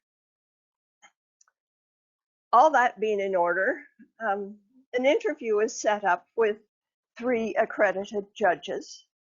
And we ask you a few questions like, why do you want to do this? And you also are given a species identification test. Don't worry if you're so nervous you can't even think about your own name, as I was. They let me in anyway. And then we have a semi-annual judging center business meeting, one in June and one in December. So the next business meeting that comes up after your interview, we vote you in. I could say or not, but I don't recall anybody who's ever not been accepted. So your time starts right then at the business meeting when you're accepted. So for a student, you have 3 to 5 years to learn how to judge orchids. After 3 years at a business, actually at each business meeting along that 3 to 5 year route, you are interviewed, and we ask you questions, tell you how you're doing, and you can ask us questions. Actually, you can ask us questions at any time. Doesn't have to be a business meeting. So if after 3 years you've done all your homework assignments, of which there are 5 to 6 a year, and a couple of talks, and you seem to be doing just fine, then you are recommended to be promoted to the category called associate judge. Used to be called probationary for years. And a probationary judge is also, you have 3 to 5 years. So as an associate after 3 years, we check you, we evaluate you again, and you can be nominated for elevation to accredited judge. And these advancements to associate and accredited are made official at the following AOS members meeting. It's quite much of a rubber stamp. The associate judge, you don't have any specific written homework, but you have to give a couple of talks. And the main thing you have to do is write a major research paper. You will have seen several that have been published in Orchids magazine, and Pat Verman had his published in the recent Vanda supplement. It's all a great deal of fun most of the time. Sometimes you wonder why you're doing this, but that feeling doesn't last for long.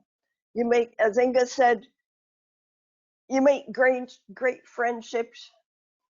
You learn a lot. You're constantly learning.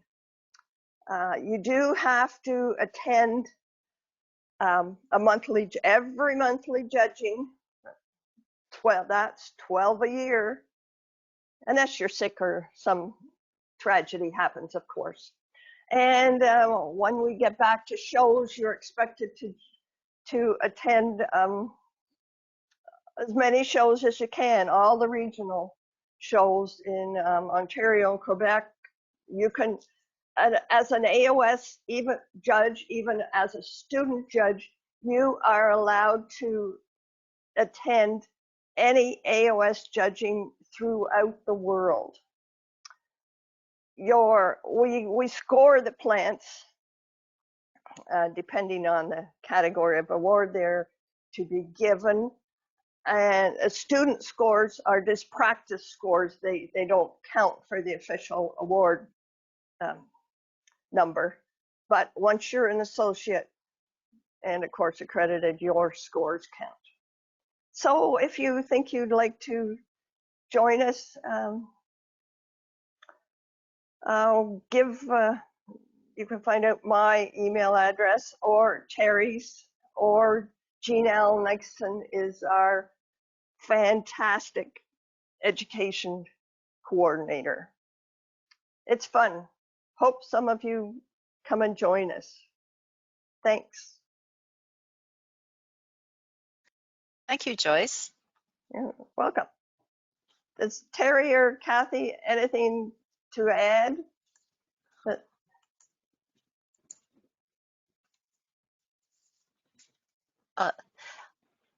Terry, did you want to say anything else? No, I think Joyce has covered it very, very well. I would just like to add, we didn't sort of introduce either Joyce or Jean. Joyce is actually just past chair of the Toronto Judging Center.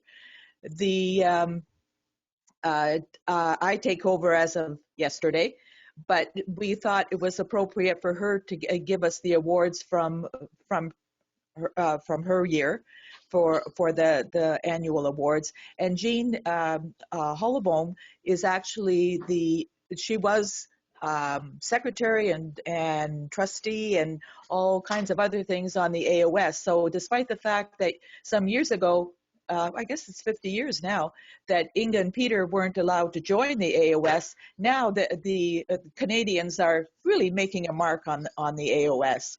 So there's a lot of people who are very much involved with the judging and the AOS. And I invite more of you to join because there are lots of friendships to be made.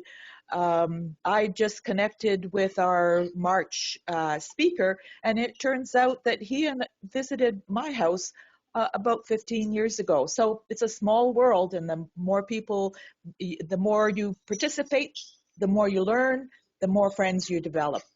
So join us.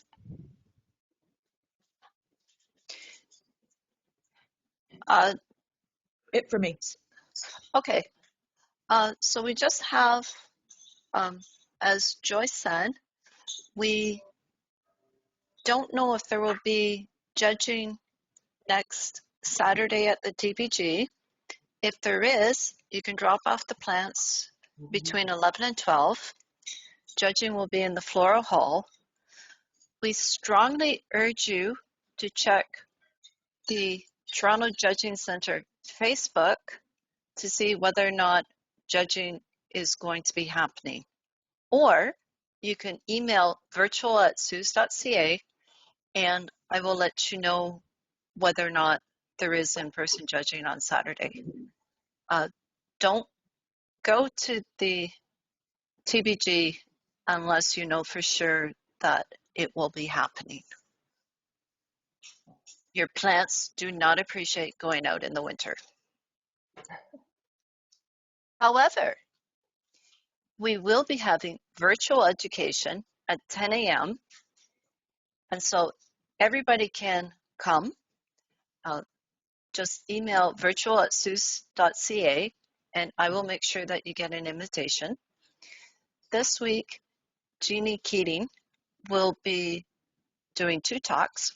One is called A New Genus, that she herself was able to name, and also a presentation on encyclias. Anybody can come. They don't have to worry about social distancing unless you don't like to get too close to your computer. But do join us. The talks are always excellent.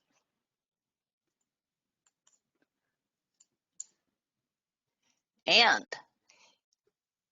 in 2015, all the current members of SOOS were given a Dendrobium SOOS Dendrobium SOOS celebrates 50.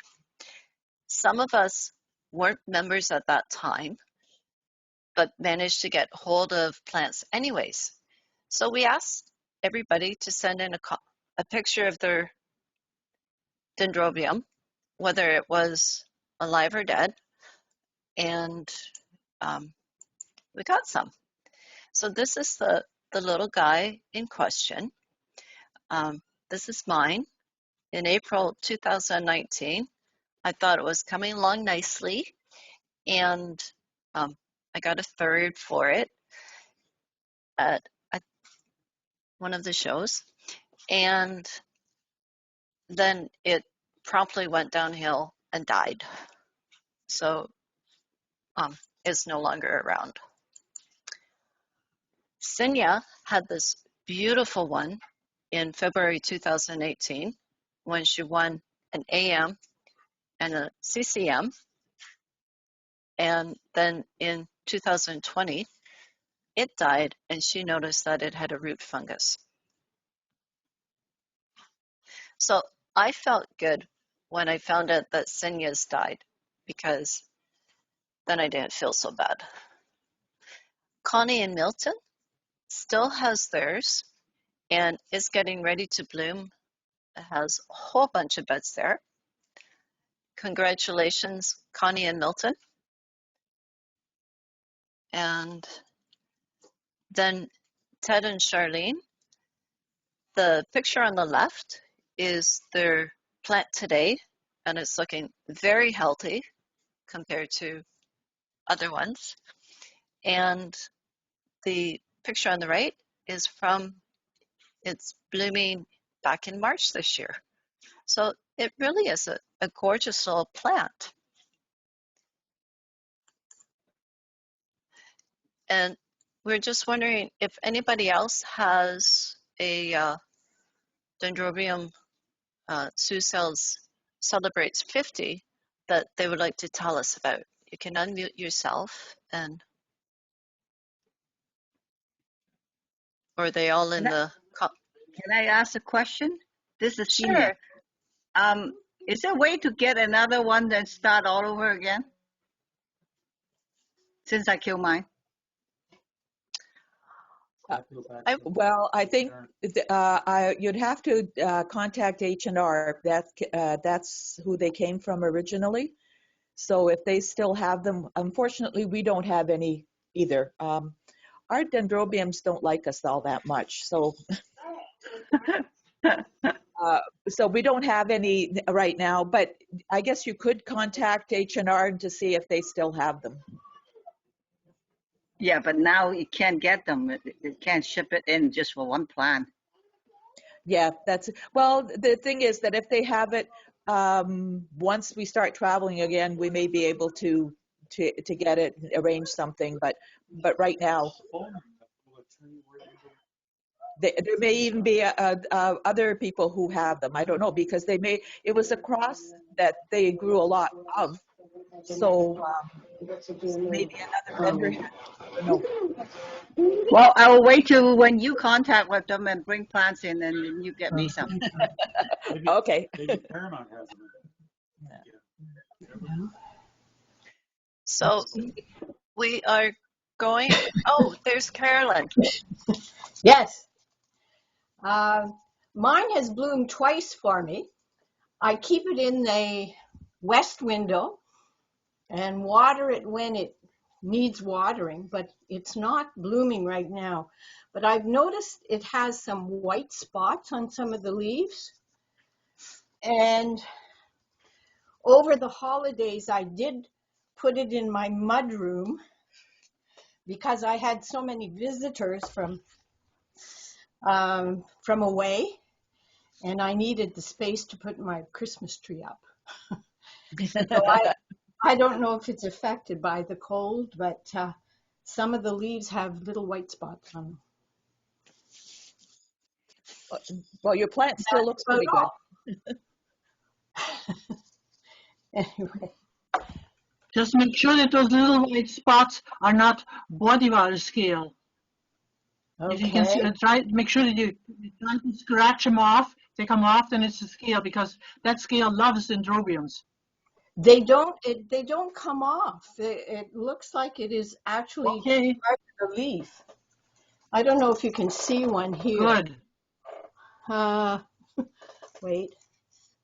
You see how white it is there? Oh, that looks I like just can't see it. You're too small. Could be. It could be sunburn. Yeah, Terry, you're right. Obviously, sometimes when you get little drops of water on a transparent glass roof or glass windows,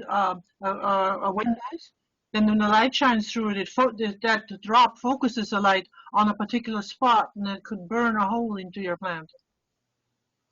I'll watch for that. Thank you. Okay, no problem. No charge. Thank you, Carolyn.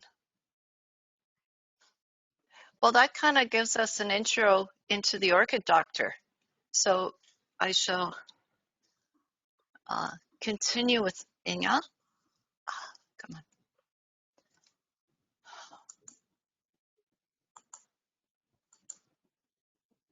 And we have a By the way, dendrobium Carolyn, question. I congratulate you.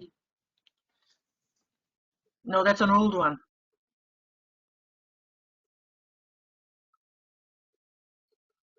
That's not the new one I sent you. This one we did last month. Yes. Or even the months before that. because last month I think it was. Oh well, no, it was, yeah, it's right. We did that last month. Peter just forgot to put it into the bulletin. In fact, he says he didn't forget, he just didn't have room. What I have now is a Cattleya question. You didn't send me a Cattleya question. I didn't? No, this is what you sent me. Don't tell me I sent you the wrong one. Oh no, I'm sorry. Okay, I'll get it up for my own. You'll have to make me the presenter. Sure, we can do that.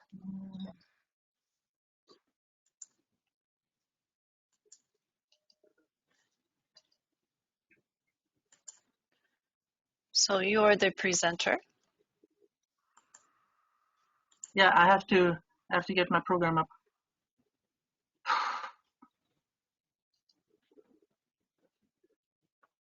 I don't seem to be able to. I don't know how to do it with the. Can you stop having me the presenter for a bit so I can get my program up first? Sure. Because I can't minimize your. I know, it's annoying.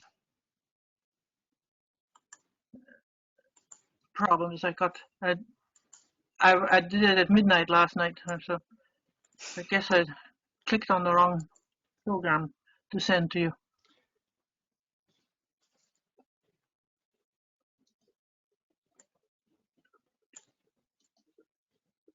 Everybody can look at my Okay, here we are. cute kitty cat. You ready? Okay, I've got the program up here. Okay. So you should be the presenter now. Okay.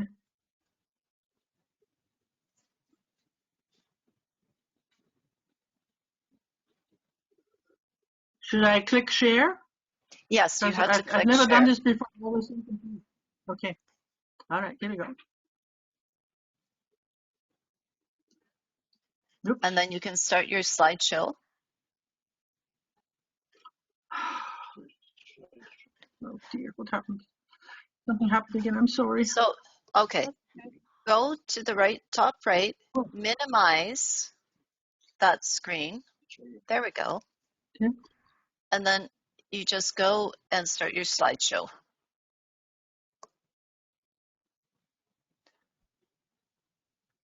I don't see it. Okay. Minimize that screen again. I've got my screen up now. Okay. Now, and then go to slideshow along the menu. So right again, right one, another right, one more. Click on slideshow and from beginning. So click on that again. Not doing anything. Yeah, move your mouse a little bit. Just move your mouse a little bit because you've got, okay. And then go to click on slideshow. Okay, click on slideshow again, and then from beginning. Right. So go left. Okay. So go left. Ah, there we go. Yeah. Right. Have you got it on your screen? Yes. Okay. And advance it by clicking what? The left mouse button is Over there? supposed to do it. Anywhere on the screen. And then you can just top next. Okay, right, okay. The question I had was that the person bought a plant that's called Lilac Cattleya long Lug Tone times Patinaria Little Toshi. And they wanted to know whether that plant is a Cattleya. Well, it's a hybrid of two plants, of two parents that both had Cattleya in them. And they were crossed with related genera. So we still call them Cattleyas. If a plant has Cattleya in it, we generally in common parlance call them Cattleyas. Now, are Laelia, Cattleya, and Potinaria true wild genera? No. They're man-made hybrid genera between two or more related genera.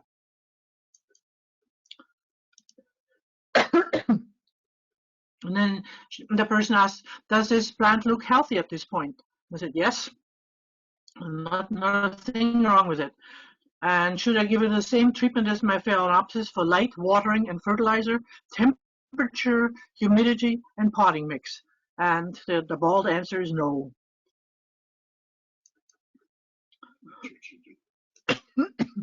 Now, for the light, for Cattleya intergenerics, and that's what this kind of a cross is called, the Phalaenopsis will likely, if you give it Phalaenopsis light, it likely won't flower. It's just not enough. You have to give it enough light so when you hold your hand over the plant, your hand will throw a shadow that you can actually see. It will not just be sort of very blurry thing. Now, the watering is different from Phalaenopsis too. What you want to do is you let your plant dry out, which means that it's going to be harder to wet it. So the best growers, what they do is they water lightly, wait half an hour, and then water again heavily. And by that I mean that the water has to be really just pouring out of that hole on the bottom. And then you wait again before you re-water until the medium is almost dry. If you keep it wet all the time, some growers can manage it, but I tend to get fungus, root fungus, and then it crawls up the plant, and before you know it, you've lost the plant. So you can never say you can't do it that way, because somebody will always prove you wrong. But the general recommendation, particularly when you start to learn how to do it and you learn what your limitations are, then do what is usually recommended. It's a general rule. Now, fertilizer is the same as for Phalaenopsis. You fertilize lightly for 3 waterings, and then the fourth time use plain water.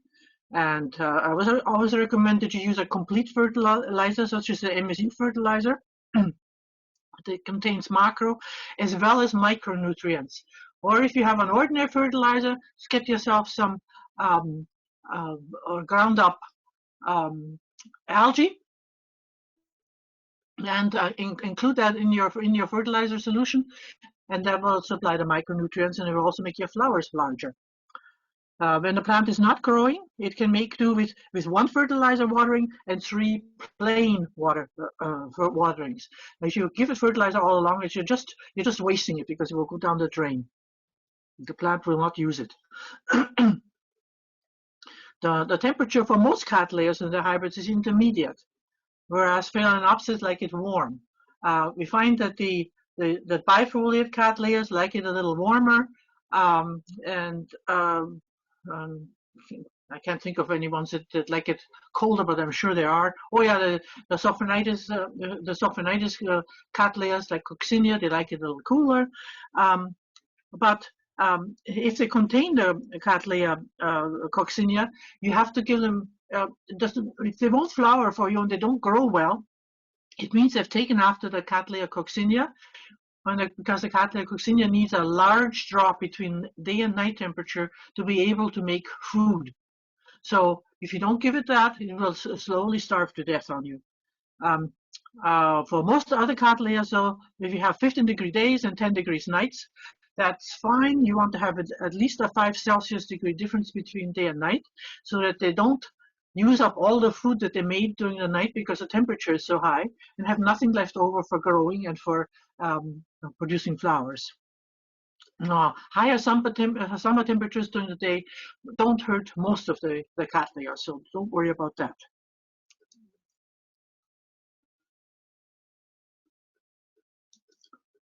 Now, humidity. The humidity for Cattleyas can be a bit less than for Phalaenopsis, but if you have them together, well, just put an extra fan in so that the Cattleyas get lots of air movement, and then they'll be just fine. Particularly if you have a Cattleya that has Cattleya labiata in its background. Cattleya labiata tends to have a tendency to have these this black sheath rot. It starts out as a rot on the sheath, and then it moves into the plant itself, and you'll lose your whole lead and maybe the whole plant eventually. So be careful and have good air movement. Now, potting media for cattleyas vary as much as for phalaenopsis. Now, because the cattleyas like to dry out between watering, it's usually a good idea to have a fairly porous medium so that it doesn't stay soggy wet in the middle, no matter what you do. So, I like to pot most of them in medium bark mix, which means bark is the main ingredient. Then you have charcoal and you have perlite, and maybe a little bit of chopped up sphagnum moss, not too much, to give a little bit of holding water holding capacity. But then, I don't water my plants very often, and so I often have them sitting in a pot of water, the ones that needed wet. So you have to take all that with a grain of salt. Now, the diameter of the roots will give you an idea of how coarse your medium is supposed to be. Some cattleyas have really fat roots and some have very fine roots. The fine ones, we can get maybe even a seedling mix. And particularly when they're babies, they will have fine roots, and then you have them in the seedling mix. And as the roots get wider and fatter, you can make a coarser mix. Now, it asks, is it the time to repot?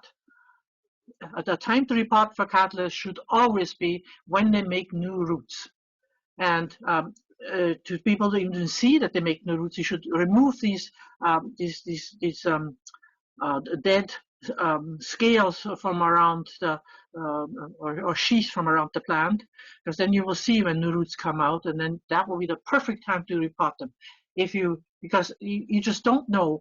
There are some cattleyas that produce roots after the flower, and some of them produce roots with the new growth, and you just don't know. So, and when you have hybrids, you don't know which parent is taken after, so it doesn't help you that you know what the parents are. You have to observe them, and when they make new roots, that's when you repot them. And asks also whether this plant should be repotted. There's plenty of room in there for another year's growth. However, the medium looks like there's sort of encrusted stuff on the top, so it might be decaying. It's hard to tell from a picture. But if it's stick your finger in, and if it seems soggy in the center, then you have to repot it anyway, even though it still has enough room in the pot. You just repot it into the same size pot. And particularly if you move the old pseudobulbs right to the opposite edge of the pot, you'll have lots of room in the front, so you can leave it maybe for a year. And again, do remove those old sheaths there, because, for instance, in here you could have all kinds of bugs hiding. And for cattleyas, always check for a bois scale, because they find them no matter where you have them. They won't be anywhere else, but they'll be on your cattleyas and maybe a bit on your dendrobiums. I think that's it. Oh no, I've looked up on this the parentage of this graph from OrchidWiz, so that you can find out what kind of species are in your two parents. So they're both very diverse, but this one here has coccinia in it, so you may have to worry about check it to make sure it's growing well. And that one has Dowiana in it, which likes to grow a little warmer. And Forbesii also likes to grow a little warmer. So so then there might be some reason for watching it to see whether it likes the temperature. It might be a little warmer or a little cooler. It does not have Violacia in it, which likes it more humid. So at least you don't have to worry about that, because Violacia grows over rivers on branches that hang over the waterway.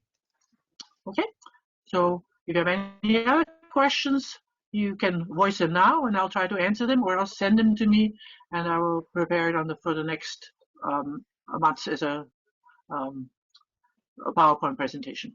Thank you. Thank you, Inga.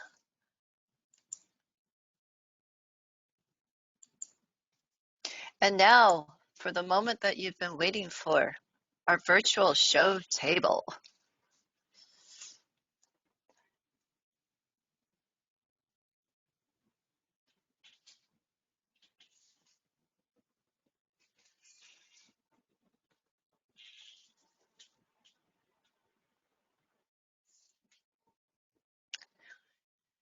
You are muted, Terry.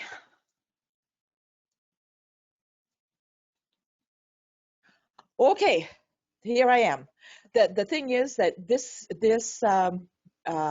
meeting was going to be a short meeting, and we just have a little bit of this and a little bit of that, but it turned out to be quite a long meeting. Yeah. I hope that all of you have enjoyed this, because it gives you a little bit of information about who we are and where we're going and where we've been.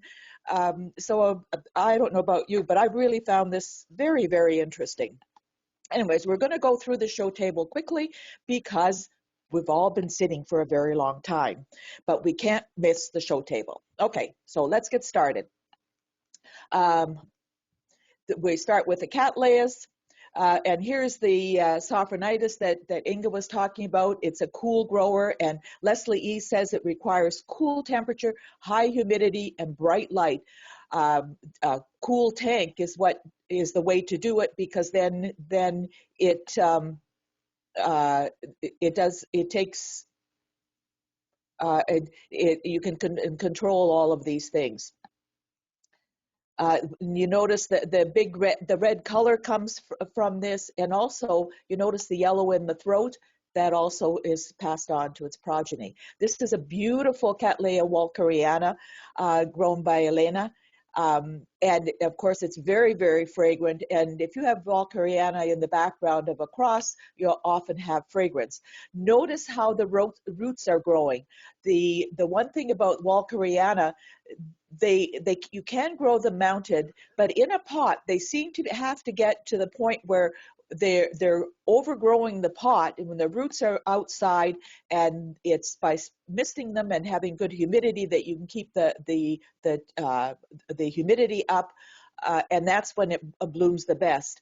So therefore, if you're growing in a pot, make sure that it has very, very good drainage. And here's another walkeriana, a forma ceruleum, which means that Anna grows the blue form of walkeriana, and she's growing it actually in a half a coconut shell. This is something that coconut shells actually make very good pots, and if you drill holes in the bottom and have good drainage.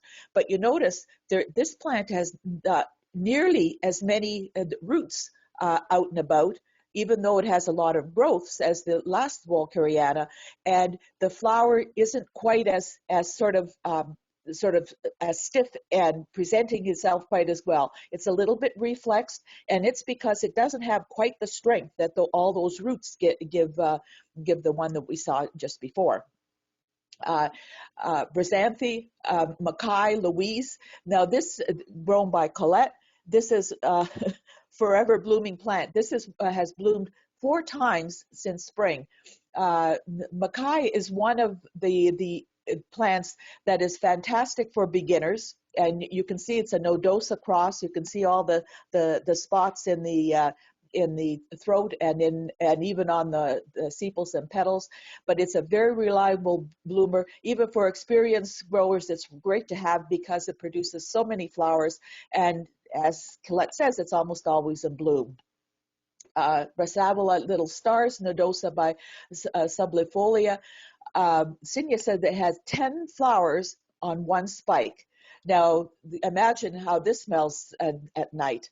I guess it's interesting that we have in this show table a lot of Brassavola crosses. So this is the blooming time. Brassavola blooms in sort of late fall, winter, very early spring. So that's progeny do too. This particular one doesn't have any spots, but they can have some spots. Here's another, obviously, Brassavola nodosa cross. So here you see the spots in the lip. Another very reliable bloomer, and always for Christmas. This is perfect. Very nicely flowered. Greenbird, Benosa by Little Stars. This is grown by Kathy, and it has the nodosa on both sides. So you have these actually succulent leaves that almost look like cacti, fairly small plant with lots of flowers. And I think the combination of the white and green is really quite striking. And of course the spots add even more interest. Another one that shows the nodosa spots in the lip. Now this one is actually crossed with Memoria Robert Strait, and now that's one of the larger, fuller cattleyas. And now that the nodosa is further in the background, you have a fuller flowers, the leaves are much broader, but they're still quite succulent. And remember, anytime that you see thick succulent leaves, you have to have really good drainage, and you have to make sure that the plant dries in between waterings. This is a little tiny plant. Leslie says it's a miniature plant. It requires high light to bloom, and he's not kidding there. Both parents belong to what used to be called Rapiculus lalias, and they are lalias that actually grow on rocks. And in Brazil, we saw them growing just in crevices on solid rock formations. So they need perfect drainage, they need lots of light, and of course good humidity, because if you're not watering a lot, you need the humidity. But light and good drainage is absolutely important for these guys.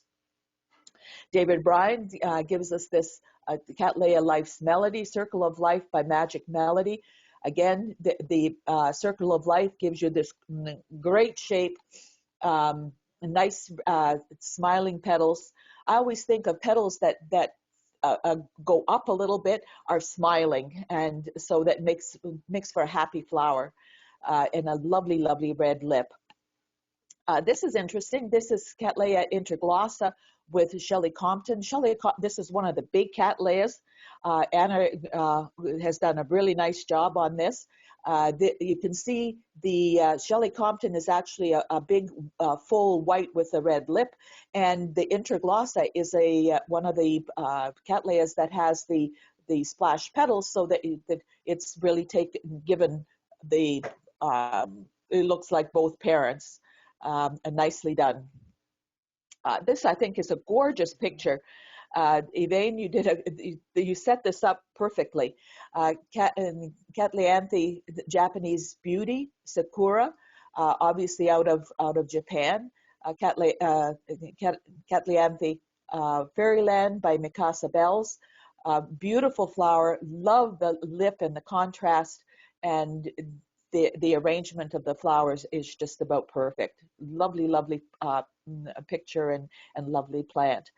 This is one of Elena's plants, the chocolate drop. We've talked about these before. This is one of SVO's, Fred Clark's crosses. Chocolate drop always gives you these shiny, shiny flowers with Orchid Glade is a big full flower, so these are fuller than the chocolate drop, but lots of flowers, and it blooms reliably, and it's also fragrant. But this can be tall, so under light you'll probably have to watch it. But you notice how plants that produce lots of flowers always have lots and lots of roots. This is one of my favorites. It doesn't do well for us for some reason. It's an epicat, Rene Marchese. Flamethrower. We do have it, but it doesn't grow. It grows, but not as well as this. I love the combination of colors, green, pink, and yellow. What can be more cheery on a wintry day? And with now, some of these are sort of reasonable in height, foot 15 inches, but some of them can get really quite tall. So you have to give them lots of light. And cichlids on the whole need lots of light, so giving them lots of light will keep them more compact. In fact, one of the parents, the pseudoepidendron, can be 3 to 4 feet tall easily. This, I think, is really interesting. This is Lilia anceps, which is now a Cattleya, of course. But and David Bryan says that he got it from Yves Aubry.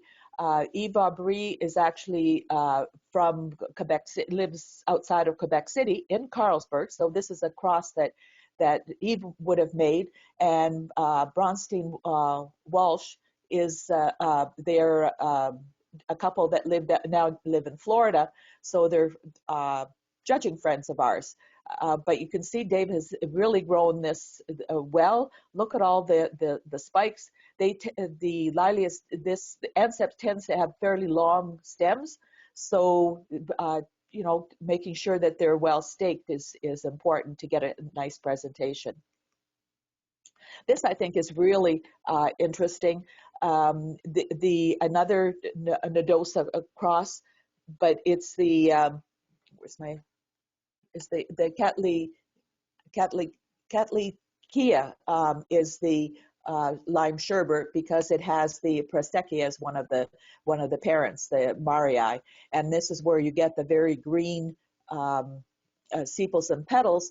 The Marii is one that sort of it grows upside down, but it has a lovely big white lip, and this is what you're seeing in here. Ring Catlanthe Sterile Wolf, spring flowers by Love Passion.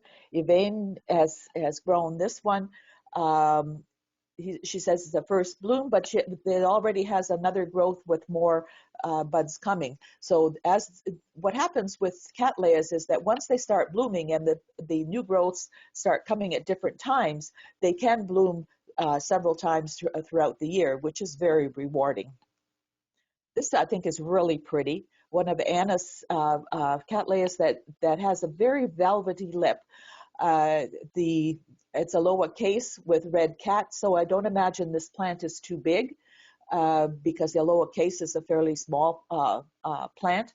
It's interesting that this is flowering on a growth that has no leaf.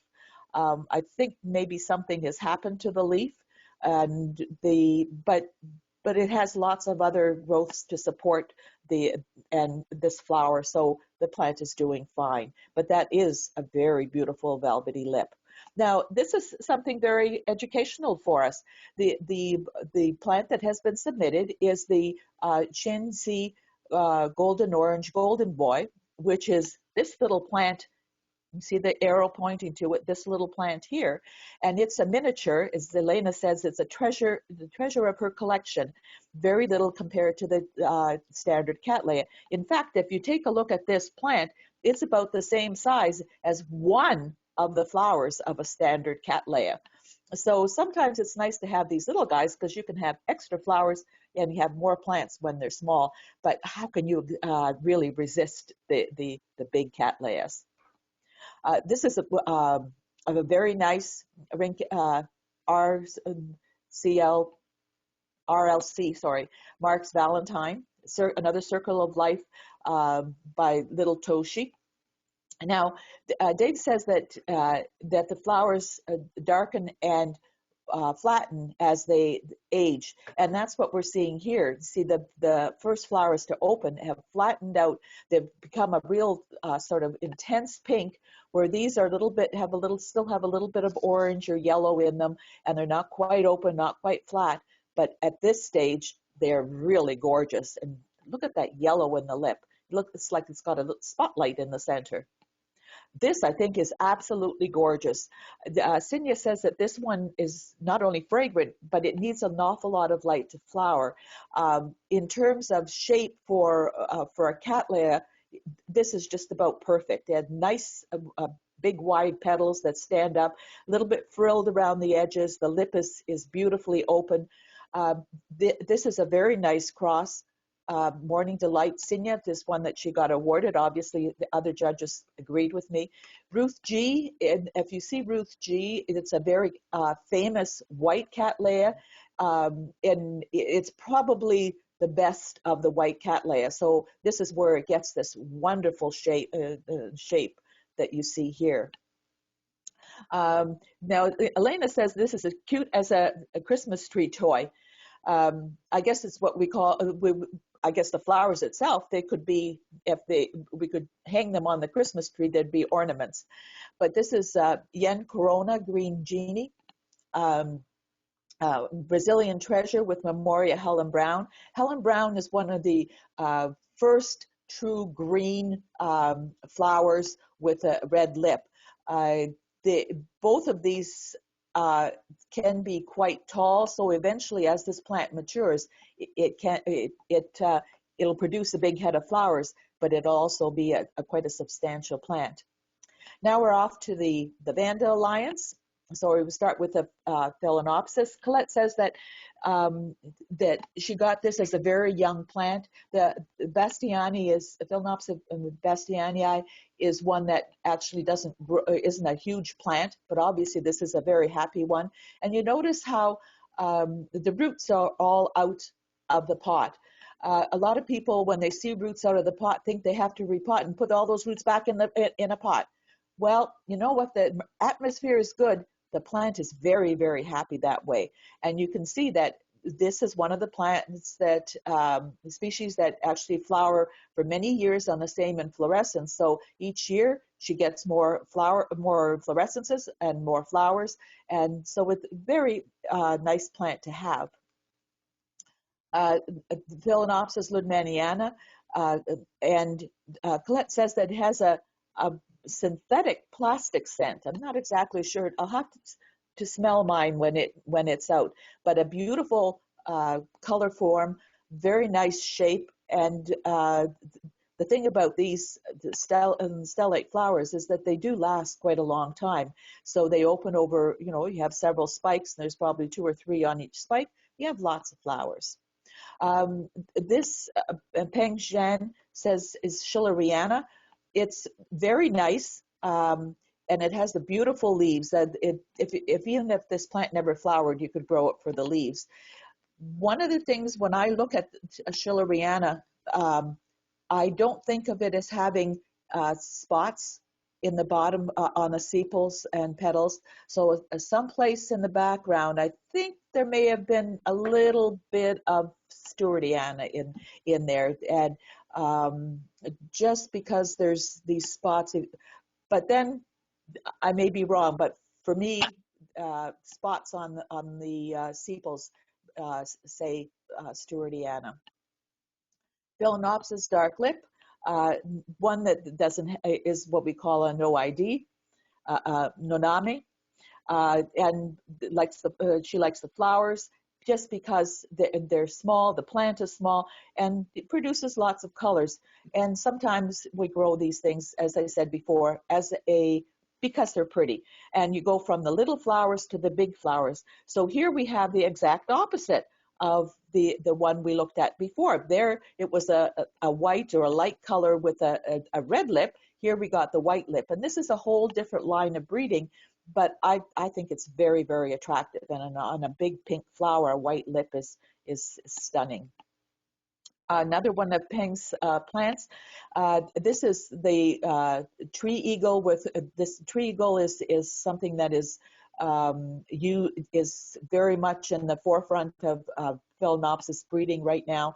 And the Corniceri variety, the Chetelade, is the very shiny red form that you sometimes see, and it passes on its color to its progeny.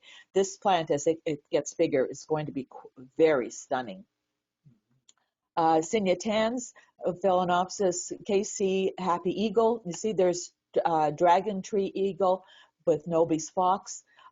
Beautiful, probably very scented too because of the violation and Bellina in the background. Probably Bellina, not violation, sorry. But you can see the color distribution of the red color is just like Bellina, but it just has the yellow from the other side. Beautiful plant. Again, one that flowers for many, many years off the same stem. Each one of these nodes had a flower on it. And this is Menestrella, Corniceri variety Chetelade with tetrapsis. And this is the color of the Carniceria that we're talking about. But with the Tetrapsis, the flowers are bigger. And again, this particular plant produces lots of stems and lots of sort of medium-sized flowers, but they are really quite striking and very, very long-lasting. Another one of Penn's plants, Miro Spring Girl, Miro Beauty by Xingray's Beauty. This is one of those what we call harlequin veils, and very, very thick, very long lasting. And for now, it's not a big plant, but eventually it can get to be quite a large plant. But obviously it'll produce more flowers and always stunning. Now here's Phalaenopsis wignanii, which is actually Schilleriana but Stewartiana. And see what I'm talking about here? You see all the spots in the bottom? That comes from the Stewartiana. But I think it's interesting that Colette says that this flower lasts a long time. This comes from the Stewartiana, because I know Schilleriana tends to be a fairly short-lived flower. They're really nice, and the Schilleriana produces lots of flowers that are scented, but they don't seem to last all that long. But Stewartiana does last longer, and so when you combine them, you get a very, very pretty effect, and you still have those lovely, lovely leaves. Phalaenopsis Yapon, very nice. Well, yes, it's very nice. Great color. I love the sort of, it's almost like a blue haze in the center. And Sinya has grown this, and see all the spikes that have accumulated over the years. And I imagine this too is scented. Phalaenopsis Young Home Ray, Sogo Wedding by Sogo Ray. One of David's plants, beautiful long inflorescence, and you can tell that he stakes his plant as the inflorescence grows, so then he gets the arrangement that he's looking for, with the flowers all lined up nicely. Vandicostylus, Rainbow Stars. This is Vanda fulcata, which we used to call Neophonetia, by Vandicostylus Charm. Now this one comes in many colors, but its flowers are so charming because they still have the big nectaries, or the long nectaries of the Neophonetia. I'm old school, so the Neophonetia keeps coming out, and it's probably scented at night too, because these are scented. And up to the Cypripedium Alliance, Jocelyn says that this is a reliable bloomer, since she puts slits in the side to give it more air to the roots. And that's why the pots that have the slits in the sides, you always have to make sure that there's lots of air getting to the roots of your orchids, and the slits on the sides of the pots makes that happen. Like you can put them in a clay pot, so that they're steadier, or have more moisture around their roots, but there's space between the pot and the clay pot. And of course, the Charlesworthy eye is one of the plants that's actually used for making the teapot plant teacup slippers. Because they're, it's a fairly small plant, but the flowers is a good size for the size of the plant. Now look at this one, and then look at this one. This is the alba form. See, Jocelyn grows both varieties. This is called alba because it has no anthocyanin. So it's so when the red is taken out, all you get left is just sort of a green for the seed, for the petals and the lip, and a very, very white, wide dorsal. This is a very nice clone of this particular plant. Paphiopedilum tigrinum. Leslie calls it eye of tiger. He says that it's first bloomed from a lightly variegated leaf plants. So it has some variegation. I'm not sure what the variegation is. I guess it would be nice to see what the variegation was.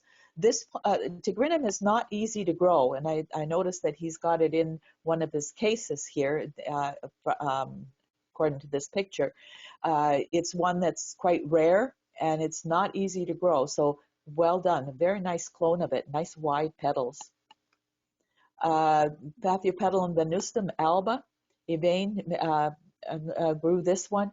Now you notice again, this is album. You notice that there is no red in it at all. Now usually the one that's pictured in has a lot of red, and then the green venation in the pouch is what makes it really outstanding. But the green form is also very, very attractive. Again, here we have. This is Villosum variety Orium, and Leslie says that this is an antidote to any depression. I guess yellow is a very happy color. And here again, we have the album or Orium form here. He calls it Orium because it's more yellow than green. But this is the normal color for Villosum. And so you can see that it has a lot of red pigment in it, and that's so when you take it out, then you get left with just the yellow. And of course, the normal colored form is usually much easier to grow because they just seem to have more vigor than the alba forms. The Paphiopedilum awardii, Elena says that it was sold as Appletonianum, but when she figured out what it is, she has no regrets. And I agree with her. For future reference, if you're buying something like an Appletonianum, which you know is colored, and the leaves don't have any red in them at all, then even if it was Appletonianum, it would probably be an alba form, because pretty well all of the mottled leaf paths will have some color if they were going to have any red at all in their flower. But I agree with you, Elena. This is well worth having. One of Kathy's plants, I love the color in this. And look at the huge dorsal and beautiful red pouch, and nicely outlined in yellow. Very nice and nicely photographed. It's nice when you can see the front and the back of the flower. In judging, when we judge paths, we always look at the back of the flower because that's where we can really tell about symmetry. What we want to see is a line down the middle here and to have it exactly the same on both sides. Very nice. Paphiopedilum hinsing web by Hilo Ruby. You can see that this particular plant has Charles Worthii in the background. Notice the big round dorsal? That's where that comes from. And spots, well, there's probably a callosum or something like that. But look at the pouch, and look how dark that pouch is. It's just beautiful and shiny. Nicely done, Yvain. This is gorgeous. This is Kathy's plant. She likes the intense color. She says it's a recent purchase, the Urbanianum with Appletonianum. They're similar colored, but this is an unusual cross. You don't see this. They're similarly colored, but I think what's happened here is that the colors have really been intensified, and I think Urbanianum tends to be a little bit skimpy. And so this is a very nice combination of the two parents, and I love the intensity of the color in this particular flower. Siniantans, Coqueo Kiko, Magic Toby, AMAOS.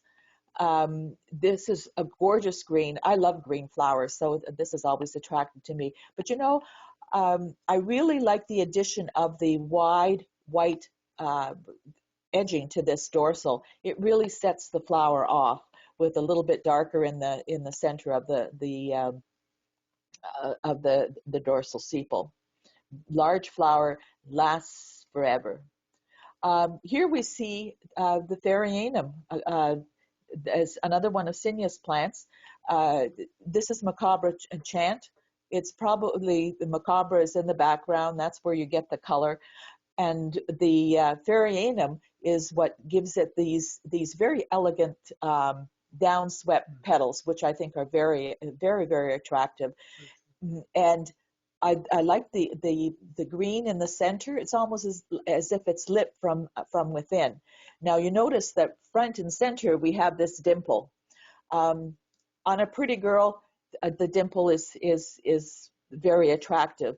On a path, it isn't quite so attractive. But this is something that happens to paths. I'm not sure exactly what it is, but something happened. It has this little dent. It probably will not have it again on the next blooming. But a gorgeous color and really nice shape. I like the stance of the petals in this. Another green, this Suin glow stick, Sucaculii by Wardii. So we saw the one parent, the Wardii, with all the hairs along the petals. And what you're seeing here from the Sucaculii is a slightly elongated pouch and the really pointed dorsal. Very nice neon green, grown by Leslie E. And of course, this one probably has the mottled leaves. Now, this is Phragmipedium Fritz Schomburg. Do you remember the one that we saw that got the best frag? The best slipper when we looked at the awards? I think this one is just as nice. In fact, this has this glow in the center. Oh, Cynia, this needs to come to judging. Okay, the Oncidium Alliance. Okay, this is Oncidium nobile. This used to be called Odontoglossum. Now, Elaine says that this is very easy to grow. And the spike grows on the new growth, of course. That's normal for Oncidiae, but it takes a long time to develop. I'm surprised that you say that this is easy to grow, because this is a fairly cool grow, usually noted as a cool grower, and can be a little bit fussy. So if you're growing it easily, then you're doing an excellent job. Aliciera Snowblind, Sweet Spots, Black Diamond with Aliciera Tropical Splendor. Very nice Aliciera and nicely spotted. White flowers with spots, and you notice that the spots are different on each flower, and that's okay because that's what they do. Aliciera Stellar Hoku, one of Ingham Peters' plants. This is Memoria Dale Lawless with Memoria J. Yamada. So that has the some Miltonia in there and some Brassia, and you get nice pointy petals and sepals and gorgeous colors. Now this one really struck a note with me. This is Brasidium Pagan Love Song, Chocolate Thunder. This happens to be one of our awarded plants. It's not our plant, obviously. Ted and Charlene have grown this one. I know that Mario Ferrucci had a piece of our plant, so maybe that's where it came from. Unfortunately, ours has gone to Orchid Heaven. So it's nice to see that one of our awarded plants is still around. Thank you, Ted and Charlene. Fiona McKay grew this one. And now this is Bretonia. It had Brassia acugera with Bretonia aztec. And so you very much like the Brassia. It has a lot of Brassia in it. The tips are twisted, so it doesn't quite line up as well as some, but they're just a lot of fun. And this has really nice deep color, well worth growing. This is an Oncidium. This could even be Tropical Splendor. It's along that kind of lines. It's probably an Aliciera. Very nice, nicely grown by Anna. And see, this one doesn't have nearly as many spots as the cross we saw that we saw formerly. This is really nicely grown. This is an Oncidium Twinkle. If you like fragrance and small plants, this is one for everybody. It comes in all different colors. This particular one, Ted and Charlene say it always blooms for December, January, so that it makes a good centerpiece for your December, January dinner parties. But the scent is wonderful, and the plant doesn't get too big. This plant is very well grown. We find that sometimes the tips of these turn brown, so they're not quite as pristine as this one. But this one is very well grown, very happy, and maybe they're a little bit sensitive to fertilizer, and that's why we get some of the brown tips happening. But this is a very nicely grown plant with lots and lots of flowers. Now this is one that we find takes a long time. When the inflorescences start and you think you're going to have flowers in a month or so, well, no, it's usually 2 or 3 months before those flowers actually come out. But they are fairly long lasting, so they are very rewarding. This is Oncidiopsis Nellie Eisler, Stefan Eisler by Miltoniopsis Kensington. As you can see the Miltoniopsis lip, and you don't see these very often anymore, so it's nice that every once in a while that they come up. Nicely done, Yvonne. Tolumnia Jarrett Flyer, Sporty, Jarrett Firm by Jarrett Rainbow. This is actually a very nice clone. Yvonne said that it's the first bloom for her. Now we grow most of ours mounted. She has hers in a small pot. These have to be in a very tiny pot because they do need to dry quickly after watering. They want lots of water, but they want to dry very quickly. One of the things to remember about the Tolumnias is that once these flowers fade, you don't cut the whole stem off because you can get side branches coming off the stem. That's one of the Oncidiums, one of the only Oncidiums, I guess, that do this. Now to the Dendrobiums. Dendrobium bracteosum. Penn grows this in a kitchen window and likes the compact size and the flower color. And the other thing she probably likes about this is that the flowers last so long. They will last for 3 to 4 months easily. And they are very compact.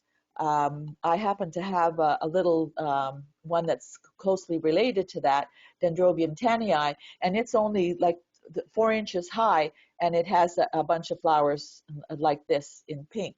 So this group of Dendrobiums, it's a good one to grow because the flowers last so long. This is gorgeous. Dendrobium Belnering, this Star Sheen by Speciosum. This is one of the Australian Dendrobiums. They tend to be a little much shorter lived than Bracteosum that we just saw. And Ted says that it actually needs a lot of light and a cool, dry fall. And he lets it actually drop to 5 degrees, which is pretty cool for a tropical orchid. But if you take a look at this, you can see that, well, Speciosum is a warm grower, but the Star Sheen does have Kingianum in them. That's what you get from this sort of shape and this coloring. And is that Kingianum really does need the coolness in order to flower well. And obviously, Ted's found the way to do this. This is a really nice clone. Love the coloring, and it's probably fragrant. One of Elena's oldest plants. It's always nice to have that plant that has been around for a long time. You just don't get tired of orchids. They just keep on blooming, and as long as they keep performing, they get space. Cloud Snow Bunny, White Rabbit with Icy. This is a nobly type, so it must get a cool, dry period in the late fall, and probably so that, and it tends to flower on all the old canes. Dendrobium mini snowflake, Cynia, CCM Aos. It Aberrans by Johnsonii. Cynia obviously grows these very, very well, and you can see how clean the leaves are. Happy plant. It probably is no more than about 10 inches high. They don't get very very big because Aberrans is such a tiny plant, but lots and lots of white flowers. Now to the Cymbidium. And this is interesting. Kathy says looked it up, and this is actually the genotype for Catasetum. So this is one of the first Catasetums that was described, and this is actually the type species for that genus. And you can see this is actually a very good close-up. You can see the trigger. This is the trigger, and if you touch that, this will just shoot off, and that will just stick to the end of your nose. Very interesting. This doesn't open up, but like a lot of Catasetums do, and has more reminiscent of the female flowers. But this is the male flower of this particular genus. Another one of Kathy's Catasetums. You see, remember she talked about putting her Catasetums so that the bottom of the pot is just at the level of water in a jar. Obviously, that works very well because look at the flowering that she's getting. Cymbidium Hiroshima Sweet Eyes. Nick Cox, he likes the color of the flowers and because he and the fact that he finally figured out how to bloom it. But it's very nice, definitely a miniature Cymbidium. And I'm sure it's got a lot of pumilum in it from the growth pattern. This is gorgeous. Cynia has again, you see a little bit of kind of a blue tinge to the center, very nicely colored. Pecorette chameleon. It does look a little bit chameleon, doesn't it? The caniculatum is what gives it, multiple flowers and makes the plant fairly small. And miscellaneous, we have Sologeny. Sue Loftus grows it outside and then winters on the windowsill. And she says it has a nice citrus smell.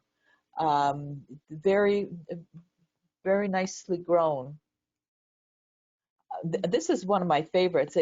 This is grown on a 4-inch by 10-inch piece of driftwood, and you can see that the plant is just covered and very, very happy. And these leaves are quite succulent, so it needs good drainage, and that's why it does well. It's also small, so it does well on a mound, but it's easily grown to a nice big mound. And these little flowers that are probably no more than about a centimeter across, if that. Well, not even a centimeter across, but this lovely yellow and orange combination. It reminds him of candy corn and Halloween, or at Halloween. Well worth giving space to. Phyocalanthe kryptonite, and Kathy says that it actually did open up on Christmas Day, just as I told her. It's always nice to know when somebody buys a plant from you and the plant actually does what you've told it to do. And it is the Phyocalanthe are easy to grow.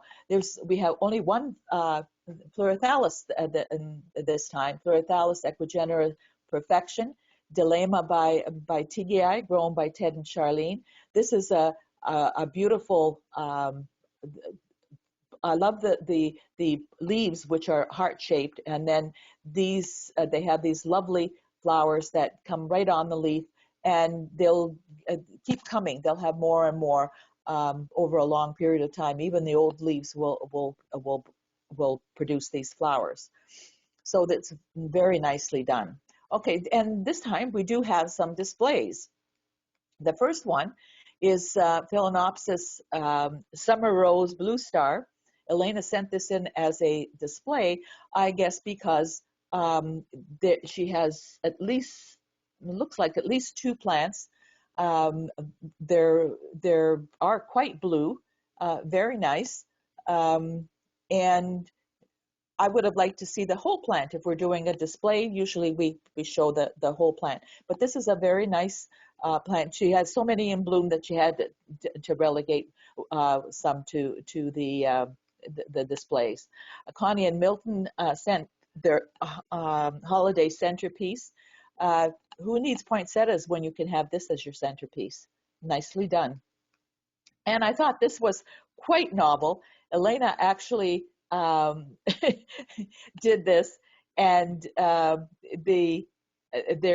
are 5 plants that she purchased from Home Depot. And you know that if you go into any of, like Home Depot or any of your grocery stores, even your No Frills or whatever, when these plants come in, they are so pretty.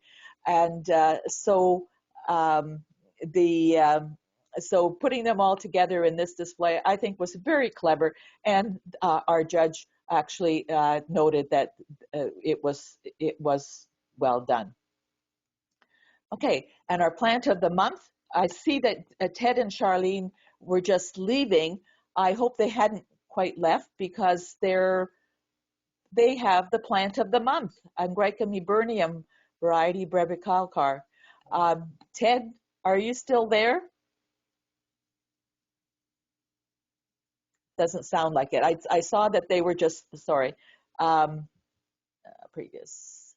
I saw that they were just leaving, and we just didn't quite get to their plant. So it'll be a surprise for him. But he says that it has, the plant is 2 feet by 3 feet. So this is not a miniature to be grown on a windowsill. You have to have a pretty big windowsill, and it gets bigger. And it grows in a 12-inch hanging basket. It's had 10 bloom spikes this year. I assume that it's not all at the same time, or he would have sent a picture of the whole plant. But this is a gorgeous thing. I think well earned place as plant of the month. And hopefully we can contact him, and Peter can publish how he grows it in more detail in the newsletter. And thank you for all those who contributed plants this time. And a big thank you to Kathy for doing this, because, you know, this is a lot of work. And well, it's great that people thought of sending the pictures in, because this is the holiday season and everybody's busy with holiday events. But it's taken a lot of time, of Kathy's time, just to put it together. So this is a very, very good program, and thank you, Kathy. And a huge thank you to this month's judge, who's again, she actually did this just before she went, and I found out that she did this just before she went to her New Year's party, but got it in for us so you could have your ribbons, and we have a great meeting. Growing areas, we don't have anything for growing areas, but we have a couple of tips. This is from Kathy Dunn. If you have fungus gnats, try adding carnivorous Drosera compensis or Cape sundew. Now, this is a tropical sundew, and they'll grow very well with your orchids because they love the humidity and the warmth of your orchids. And there is you can also grow butterworts. That there was a slide, but it sort of got missed. It's okay. It's another carnivorous plant, and what it is that these hairs on the leaves of the carnivorous plants actually trap the gnats and really reduces. Of course, it doesn't eliminate them completely, but it does certainly decrease the numbers that you have, and that adds another interest to your growing area. And of course, we did this already, so we don't have to worry. And did I went too fast there?